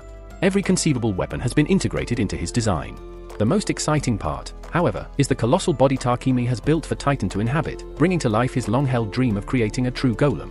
The sight of his creation fills him with immense satisfaction. In a higher realm, Nolan watches Takemi's progress, perhaps with a hint of envy for the powerful golem he has constructed. However, her moment of contemplation is interrupted by an urgent report from one of her subordinates. Troubling signs indicate that Anot, a deity formed from the unwavering faith of the Church of Divine Light, is beginning to manifest. Originally non-existent, Anot has been shaped into being through years of devout worship. Unfortunately, due to the corruption within the Church's beliefs, this newly born deity is on the verge of transforming into a malevolent entity. To make matters worse, Sidonia, the nation responsible for summoning the heroes, may soon instigate war as their champions grow in strength. Though Nolan has long been aware of this impending crisis, she is unable to interfere directly in the mortal world. This is precisely why she placed Takemi in this realm and bestowed numerous blessings upon him. From this point onward, the fate of the world rests solely on his shoulders. A year ago, in a small town near Bolton, a woman named Manny stood in sorrow before her husband's grave until a villager called her away. Later, while riding in a carriage, she overheard a conversation among the passengers discussing how they had nowhere left to turn but this village. They lamented that the economy had collapsed due to the unchecked actions of the nobility, who acted as they pleased. When the crisis worsened, the nobles abandoned the village, destroyed it, and fled to nearby lands, leaving the people with deep-seated resentment toward the aristocracy. Additionally, a woman in the group mentioned that Manny's husband had worked himself to illness and was denied proper medical care, making the nobles indirectly responsible for his death. A year after the village was abandoned, Lord Godwin in Bolton learned that Count Rockford had offered refuge to the displaced villagers. During a discussion, his subordinates voiced their frustration over the nobles' irresponsible actions. Bolton, however, emphasized that they could not ignore the suffering of those left without homes, especially now that Count Rockford had requested land for the 1,000 refugees. Acquiring such a vast territory was necessary, but there was only one available option, a region notorious for being infested with dangerous creatures. Clearing it would be an immense challenge, but there was no other choice. The only solution was to seek the one individual capable of handling this task. Meanwhile, Takumi felt it was the right time for his group to challenge a dungeon. Upon arriving at the entrance, he reflected on how long it had been since he last felt the urge to explore such places. Among the many available, they chose an A-rank dungeon known as the Beast King Forest, the second most difficult one. Despite being underground, the dungeon contained vast skies and dense woodlands, teeming with formidable creatures much stronger than those outside. However, Maple's keen senses helped detect enemies in advance, giving them an edge with preemptive strikes and improving their defenses. Additionally, Titan absorbed enemy attacks as their tank, allowing them to take down each floor's boss and collect valuable loot. After a long day of fighting, the team reached the dungeon's final floor, thrilled to have come this far with minimal injuries. Takumi credited their success to avoiding traps, only to immediately step on one, triggering a massive iron ball to roll toward them. Fortunately, they ran fast enough to escape. Now safe, they pushed forward into a dark chamber, where Takumi suddenly sensed a powerful presence luring them in. Without warning, an S-rank Earth Dragon emerged from the shadows, making him instantly regret not bringing the Great Titan to confront the beast. As expected, the battle tilts in favor of the dragon, forcing the team into a desperate struggle to withstand its relentless attacks. With no choice but to defend, they search for an opening. Seizing a brief moment, Takemi instructs Titan and Maple to restrain the beast's tail, preventing its movement. Titan grips it firmly, while Maple weaves a web to keep the monster immobilized. The team swiftly coordinates their efforts, executing a precise assault to bring down the dragon. Takemi orders Titan to unleash the light of judgment, aiming to end the battle. However, the attack proves insufficient. Moments later, the dragon rises from the wreckage, releasing a torrent of flames at Titan, causing devastating damage. Amid the chaos, Sophia spots a vulnerability on the dragon's flank. Tarkimi immediately calls forth Shama, commanding it to strike the weak point with a powerful headbutt. Without hesitation, Tarkimi moves in, channeling electricity into his sword before hurling it directly into the dragon's mouth. The moment it swallows the blade, its body disintegrates into the air, marking their victory. With the dungeon conquered, the final treasure is now in their possession. To everyone's surprise, Shama undergoes a transformation, evolving into a dragon horse. Spotting a fragment of the fallen dragon, Tarkimi picks it up, convinced he can forge something extraordinary from it. Upon returning from the dungeon, Tarkimi receives an unexpected summons from Godwin. During their meeting, Godwin speaks of a vast, untamed southern territory riddled with dangerous creatures. In the past, the kingdom of Triaria attempted to claim the region but suffered defeat, leading to its decline. Tarkimi notes the area's rich deposits of adamantite and mithril, prompting Godwin's keen interest in these valuable resources. As a result, he proposes that Tarkimi establish a settlement there. Godwin, aware of Tarkimi's success in fortifying Boer village, believes he is more than capable of repeating this feat. Selvus elaborates, explaining that around 100 kilometers south of Bolton lies a river and a freshwater spring, an ideal site for founding a village. With access to water and relative safety from the region's monsters, it presents a strategic opportunity. Concerned for her master's predicament, Sophia recalls that he is being pursued by Sidonia, while Godwin expresses regret for requesting this task at such a crucial moment. However, urgency drives his decision. A year prior, a settlement in the region was abandoned due to corruption among nobles. The displaced villagers, now refugees, rely on support from Bolton and Rockford. The goal is to construct homes swiftly, providing them with shelter once more. Remembering his own past struggles, Tarkimi resolves to accept the mission, recalling how the people of Boer once welcomed him with open arms when he had nowhere to go. As his mission progressed, Tarkimi utilized his earth magic to shape roads and erect towering walls, reinforcing them with deep moats around the settlement.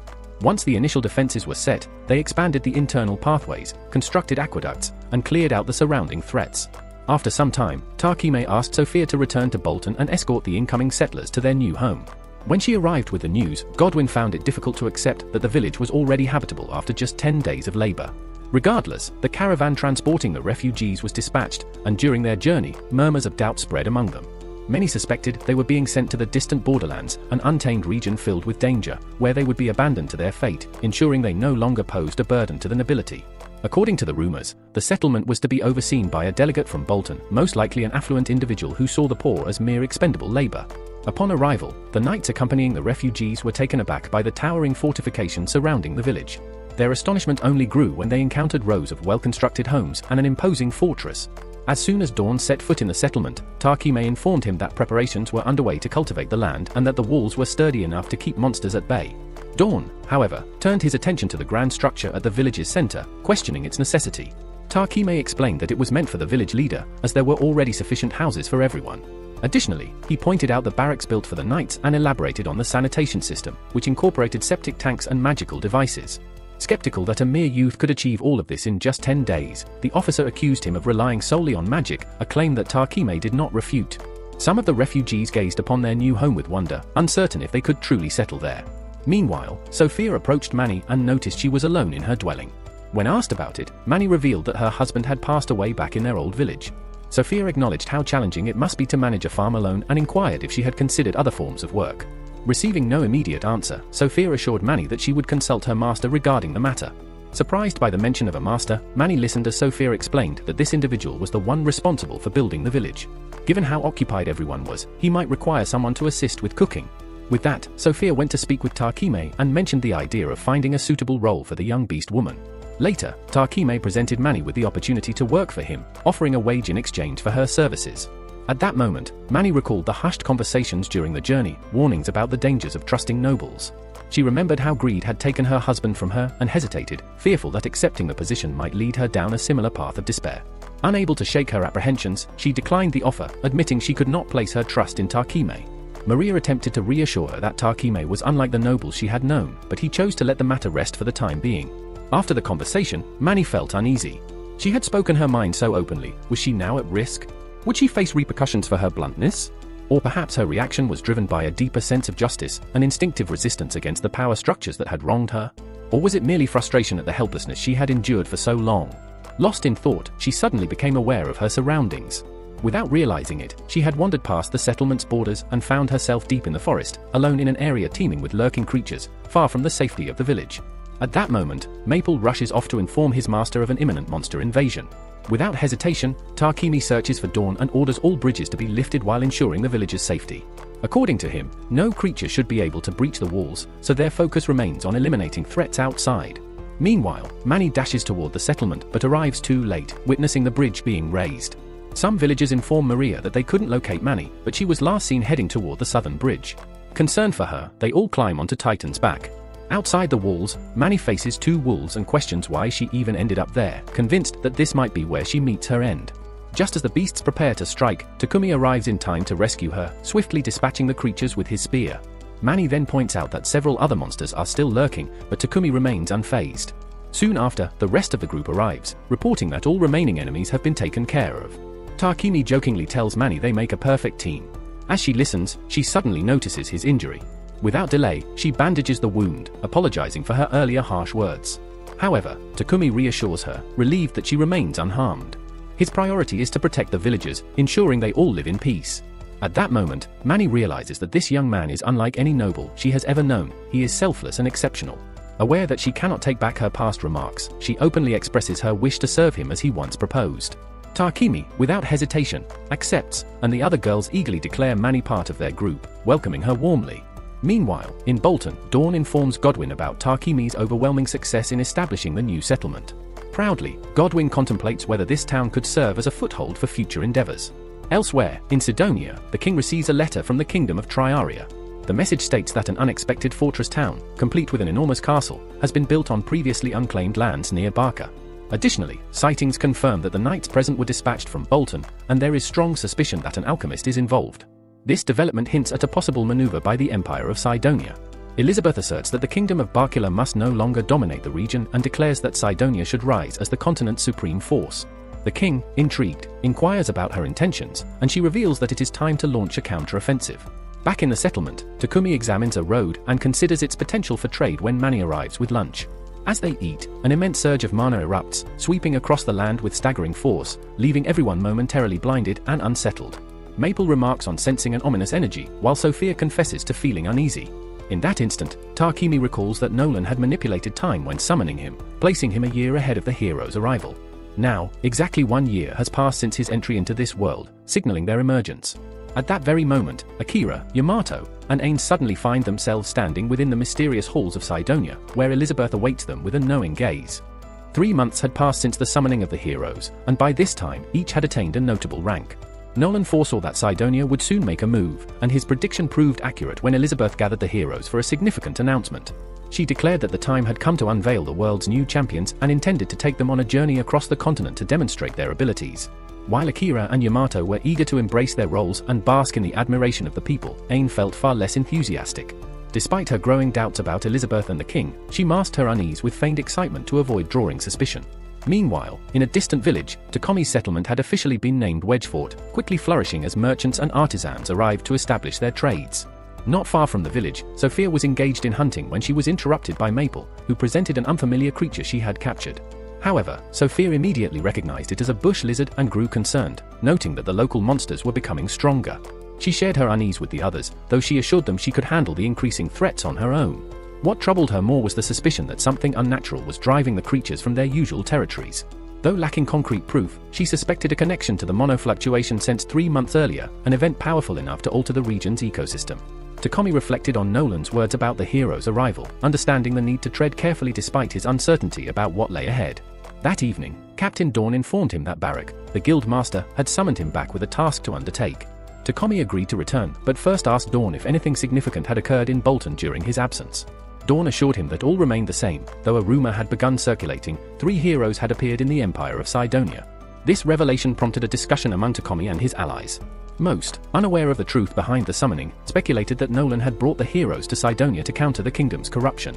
However, Takomi knew better. Sidonia had not changed and remained as treacherous as ever. His only hope was that the newly summoned heroes would prove to be honorable individuals. Unfortunately, reality painted a different picture. As they prepared to board their carriage, Yamato scoffed at the idea of bringing along a demi-human, addressing her with open disdain. When the girl attempted to apologize for offending him, his irritation only grew, furious that she would even dare to speak. Before the situation could escalate further, Ain stepped in, firmly declaring that the girl was her personal attendant. Yamato's behavior toward her was unacceptable, but Akira dismissed any objections, insisting that demihumans were nothing more than slaves. Still, since Ain was clearly attached to Lulu, he begrudgingly allowed her to ride with them. As the heroes prepared to depart, Elizabeth and the king offered prayers to Anat, seeking her guidance in their battles. Even if Anat had once been a myth, her existence was undeniable now. Meanwhile, upon returning to Bolton, Tarquini and his group sought out Hans for any information regarding the summoned heroes in Sidonia. Hans revealed that the group consisted of 2 boys and 1 girl, all with black hair. This led Tarquini to suspect they were Japanese, just like him. Hans also mentioned that the heroes were supposedly traveling across Barkula to visit the churches, but he suspected this was merely a cover for their real mission, dismantling the religious institutions of Nolan. He further informed Tarquini that Paybeek had personally requested his group's escort to the royal capital. Since the request came directly from Paybeek, Tarquini had little choice but to accept. As they prepared for the journey, Manny approached Tarquini, eager to join them.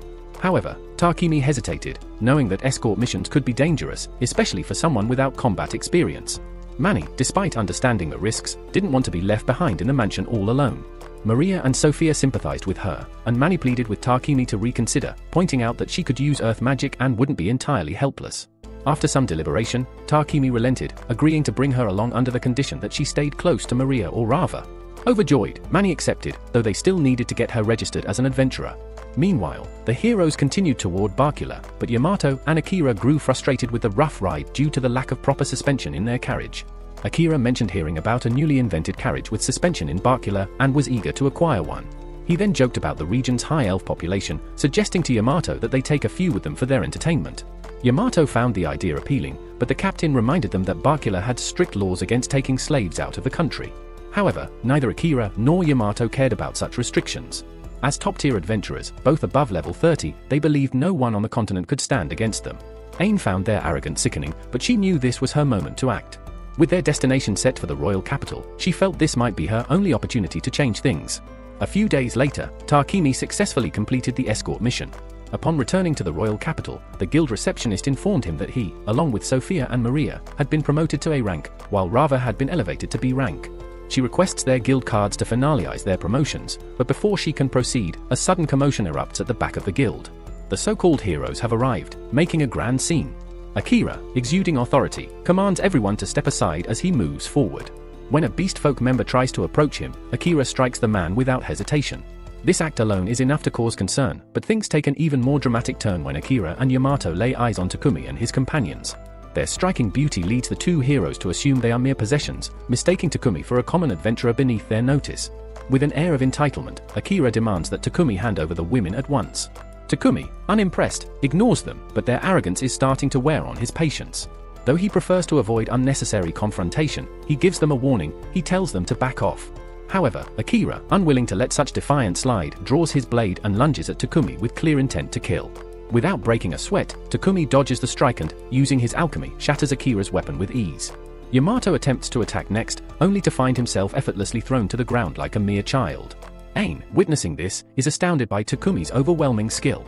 Meanwhile, Akira is left in disbelief, devastated over the loss of his sword. Enraged, he vows that Takumi will regret crossing him. However, Takumi coolly reminds him that drawing a weapon inside the guild is a serious violation, one that could land him in significant trouble. Akira grits his teeth, realizing the truth in Takumi's words, but the resentment in his eyes makes it clear that he isn't done yet. After Akira and Yamato leave, Ain approaches Takumi, apologizing for their behavior. However, Takumi reassures her that she has nothing to apologize for, as she was not responsible for their actions. Introducing herself, Ain can't shake the feeling that Takumi might be the very person she has been searching for. But before she can say more, Lulu arrives, informing her that it's time to depart. Sensing that Ain has more to say, Takumi leans in and discreetly tells her he'll be at the lakeside hotel at night. Later that evening, Takumi recounts the encounter to his companions. He scoffs at the so-called heroes, noting that their actions are far from heroic. However, he admits that Ain seemed different from the others, which is why he invited her to meet him. In hindsight, though, he wonders if it was a mistake. After all, how is she supposed to slip away unnoticed? As it turns out, Ain's departure has not gone unnoticed, and now she and Lulu are being pursued by the guards. As the chase intensifies, Sophia suddenly appears, incapacitating one of the pursuers in an instant, while Maple swiftly drags the other away. With the threat neutralized, Sophia safely escorts Ain to the hotel, where she finally reunites with Takumi. With no pursuers in sight, they have a moment of peace. Wasting no time, Ain looks directly at Takumi and asks the question that has been weighing on her mind, whether he is Japanese. Takumi hesitates, knowing that revealing such information could pose a risk. But as he studies Ain's expression, he finds himself believing that she can be trusted. He reveals that he is originally from Japan and that his presence in this world is closely tied to the summoning of heroes. The revelation catches the girls off guard, as this is the first time he has ever spoken about it. However, since there is no longer a need for secrecy, he decides to disclose everything. Before proceeding, he asks them to swear absolute confidentiality. Once they all agree, he begins narrating the events that led to his arrival in this world. Though he expects disbelief, the girls instead find his story quite plausible, especially since it aligns with what they already suspect. Sidonia is the true antagonist in this situation. Their possession of the heroes presents a significant problem. Ain questions whether Sidonia is planning to instigate a war against the other nations. While it is possible, he notes that Akira and Yamato are not strong enough to lead a conflict on their own. A more likely scenario is that Sidonia intends to use them as symbols to manipulate public sentiment and incite conflict through indirect means. Even if a war does not break out, he warns that the growing influence of the Church of Divine Light, fueled by the hero's presence, could pose a major threat. Ain, feeling responsible, apologizes for dragging him into such a mess. However, he assures her that she is not to blame. After all, none of them chose to be summoned by Sidonia.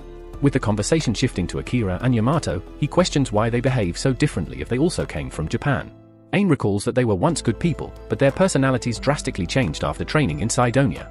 Finding this strange, he asks if they consumed anything unusual. Ain cannot confirm, but she mentions that she always purified her food with magic as a precaution. Since Akira and Yamato lack the necessary skill in light magic, there is a possibility that they were drugged or even brainwashed. Considering this, Ain pleads with him to protect her and Lulu, as returning to Sidonia is not an option. He quickly reassures her that she does not need to beg, he would never abandon a fellow Japanese citizen. For now, he suggests they return to his estate. Upon arriving back in Bolton, Maria prepares a warm serving of cream stew for Ain, who is overwhelmed with gratitude, as it has been a long time since she had a comforting meal. The simple kindness brings her to tears. Meanwhile, over in Wedgefort, a sentry stationed on the wall notices unusual movement in the forest. Upon closer inspection, he realizes a monster stampede is approaching and rushes to raise the alarm. Back at his estate, Ain and Lulu have retired for the night, while he continues working in his workshop alongside Rava. He knows he will need to discuss Ain and Lulu's situation with the king eventually, but for now, they are safe under his protection. With pressing matters still on his mind, he calls everyone together. Once they assemble, he makes an important announcement: he is dissolving all of their slave contracts. The girls react with distress, fearing he is trying to push them away. He quickly reassures them that this is not the case. With the dangers ahead, he knows they would stay by his side regardless, and he wants them to stand as his equals, not as bound individuals. To him, they are family. After settling this matter, he returns to his workshop and completes the 2 legendary swords he has been crafting. However, before he can even test them, an urgent notice arrives from the guild regarding an emergency in Wedgefort. As he scans the details, a wave of unease washes over him. The situation is far more dire than he ever anticipated. Moments later, Takumi steps into the guild, only to pause at the unexpected sight of every member of Lion's Fang assembled, seemingly waiting for him. Intrigued, he questions the gathering, prompting Barak to explain the situation unfolding in Wedgefort. A massive surge of monsters is currently rampaging through the area, and due to the severity of the threat, only adventurers ranked B and higher are being dispatched to deal with it. Unfortunately, most teams are already engaged in other assignments, leaving the guild with only a handful of available fighters. However, there is some good news: another capable party is willing to join forces with them. At that moment, the Crimson Rose party arrives, their leader, Meralda, introducing herself confidently. Accompanying her are Barilli, Mary, Paula, and Linda. They express their enthusiasm at finally meeting Takumi's group, having heard much about them. They are also acquainted with Lion's Fang, though it is apparent that Meralda and Real do not share the warmest rapport. Nevertheless, with everyone now gathered, the guild master entrusts Takumi with leading both parties in defending Wedgefort. He accepts without hesitation, and they waste no time setting off. Since Ain and Lulu remain in hiding, he chooses to leave them behind at the mansion, safeguarded by Titan. During the journey by carriage, Takumi hands Sophia a newly forged weapon, a sword made of orichalcum. He names it Amaterasu, explaining its devastating offensive power. However, he also crafted a second weapon, Tsukuyomi, which specializes in dealing severe mental damage. Confident that both weapons will serve a crucial role in the battle ahead, he entrusts Sophia with Amaterasu while keeping Tsukuyomi in reserve. Upon nearing Wedgefort, they brace for the sight of an immense horde at the city's perimeter. As long as aerial threats remain absent, the city's defenses should hold. However, when Takumi glances skyward, his concerns intensify. The sky swarms with flying beasts. At this rate, the city is in grave danger unless they act immediately. Without hesitation, the group launches into action, eliminating as many creatures as possible before gaining entry through the city gates. Once inside, they divide their forces to purge the streets swiftly. After several grueling hours, they finally clear the last of the monsters from within the walls. As safety is restored, the relieved citizens emerge from hiding, offering heartfelt gratitude. Takemi acknowledges their resilience and assigns Rava and Manny to tend to the wounded. Meanwhile, he enlists Sophia and Maria for the next phase, tracking and eliminating the retreating creatures. However, as they observe the monsters fleeing back into the forest, a troubling realization settles in. Their movements are far too synchronized, suggesting something, or someone, is controlling them from the shadows. Takemi speculates that an unknown force might be coordinating the monsters' movements, as such behavior has never been observed before. He recalls that when Sidonia summoned the heroes, it caused a significant surge in mana across the kingdom. Given this, he theorized that the fluctuation could have triggered an evolution in some creatures. News of the impending monster horde quickly reaches Sidonia. Upon realizing that if the creatures break through Wedgefort, they could wreak havoc on Barkula, Sidonia's ruler resolves to stop this disaster at any cost. He orders his army to prepare for a decisive strike when Wedgefort's defenses are at their weakest. However, Elizabeth suggests a more calculated approach. She advises using the crisis to weaken Beulah's allies, such as Salamandor, and shares a strategic plan to accomplish this by utilizing the heroes stationed at Wedgefort. Meanwhile, Sophia stands guard near the forest when Rava arrives with lunch for her. She thanks him but quickly notices his troubled expression. Concerned, she asks what's wrong. Rava explains that Takemi has been personally supplying the townspeople with healing potions, as their surplus stock was previously sold to PEC. This means he's now using his own reserves to aid the injured. Sophia approaches Takemi for clarification, but he simply states that ensuring the wounded receive treatment is the priority. Besides, as long as he remains unscathed in the upcoming battle, he won't require potions himself. With that settled, Takemi instructs Rava, Manny, and Maple to stay back and safeguard the civilians, while he, Sophia, and Maria head out to confront the advancing monsters. Just as they are about to engage, Maple suddenly warns them that the creatures in the forest have resumed their attack. Without hesitation, everyone swiftly moves into position. Takemi quickly outlines their strategy. They begin by launching a series of magical offensives to weaken the enemy horde. Once the monsters are staggered, Takemi leads the charge, cutting down as many as possible. He, Sophia, and Mary position themselves at the front lines, while Maria and Rava remain at the rear to provide support. Their combined efforts successfully repel the initial wave, allowing the adventurers to push forward and engage the remaining creatures in melee combat. So far, their tactics have been effective, preventing most of the monsters from reaching the city. The few that breach the defenses are swiftly eliminated by Maple. The only concern at the moment is Sophia, whose aggressive approach borders on recklessness, putting her at unnecessary risk. As the battle rages on, the tide finally shifts as the creatures begin to withdraw. However, an unexpected turn of events unfolds. A shadowy figure emerges, eliminating each beast one by one until only the strongest remains. This last foe, a twin-headed dragon, exudes an overwhelming presence, leading Takemi to suspect it is their leader. The beast unleashes a devastating blast aimed at Sophia, forcing her to dodge, but due to her close proximity, she is struck and sent hurtling across the forest floor. Takemi swiftly intervenes, preventing her from suffering critical harm. Despite her injuries, Sophia quickly rises, deliberately positioning herself in harm's way to divert the monster's focus. She successfully draws its attention but struggles to keep up with its unrelenting strikes. Eventually, a direct hit lands, sending her collapsing to the ground. Just as the dragon prepares to finish her off, Rava, Maria, and Maple launch a precisely timed fireball, knocking it off balance. This creates an opening for Takemi, who rushes forward. With Sophia back on her feet, the two channel all their magic into a final assault. In a crucial moment, Sophia hurls her sword to Takemi, allowing him to land the decisive strike. He channels immense energy into Amaterasu to sever one of its wings, then pours his remaining mana into Tsukomi, slicing the creature cleanly in two. With the beast vanquished, Takemi immediately turns his attention to Sophia, working to heal her wounds. Though she insists she's fine, Takemi's concern is evident. He demands to know why she would take such reckless risks. Sophia admits she acted impulsively, but her only goal was to protect him at any cost. Takemi, frustrated, reminds her that her life is not something to be thrown away so easily. He has told her before, he doesn't want her sacrificing herself for his sake. After ensuring Sophia is stabilized, Takemi asks the others if more enemies are approaching the village. They inform him that with the leader defeated, most of the remaining creatures scattered, meaning Wedgefort is now safe. The tension finally eases, but exhaustion catches up to Takemi, and he suddenly collapses. Fortunately, after several hours of rest, he regains consciousness, much to everyone's relief. In the days that follow, he and the others focus on restoring the damaged areas of Wedgefort. Once the village is secure again, they resume their journey back to Barkula. While Wedgefort managed to escape the crisis largely unharmed, the same could not be said for the people of Salamandor, who fell victim to a brutal massacre carried out by Akira and Yamato. Meanwhile, in Barkula, Takemi organizes a gathering to celebrate their victory over the monsters. However, Rava notices Sophia sitting alone in the shadows, her demeanor distant. Ain also picks up on her unusual behavior and questions Maria about it, but Maria is just as confused. The only thing she knows is that Sophia has been acting this way ever since they returned from Wedgefort. Believing Takemi might have some answers, Maria urges him to intervene. Approaching Sophia, Takemi apologizes for raising his voice at her during the battle. However, Sophia insists that she was at fault for acting recklessly and putting herself in danger. Takemi acknowledges that her intentions were to protect him, but he makes it clear that he never wants her to sacrifice herself for his sake. As he has always said, they are partners, and true partnership means valuing each other's lives equally. He urges her to see her own life as just as important as his because the last thing he wants is to stand by and watch her perish. A few days later, Takemi takes Ain and Lulu to meet Lord Goodwin, formally requesting permission for them to stay in his mansion. Given the political significance of the request, Goodwin grants his approval, allowing them to remain under Takemi's care. However, he also shares troubling news: a massacre has recently taken place in Salamandor, and the ones responsible are none other than the other two heroes.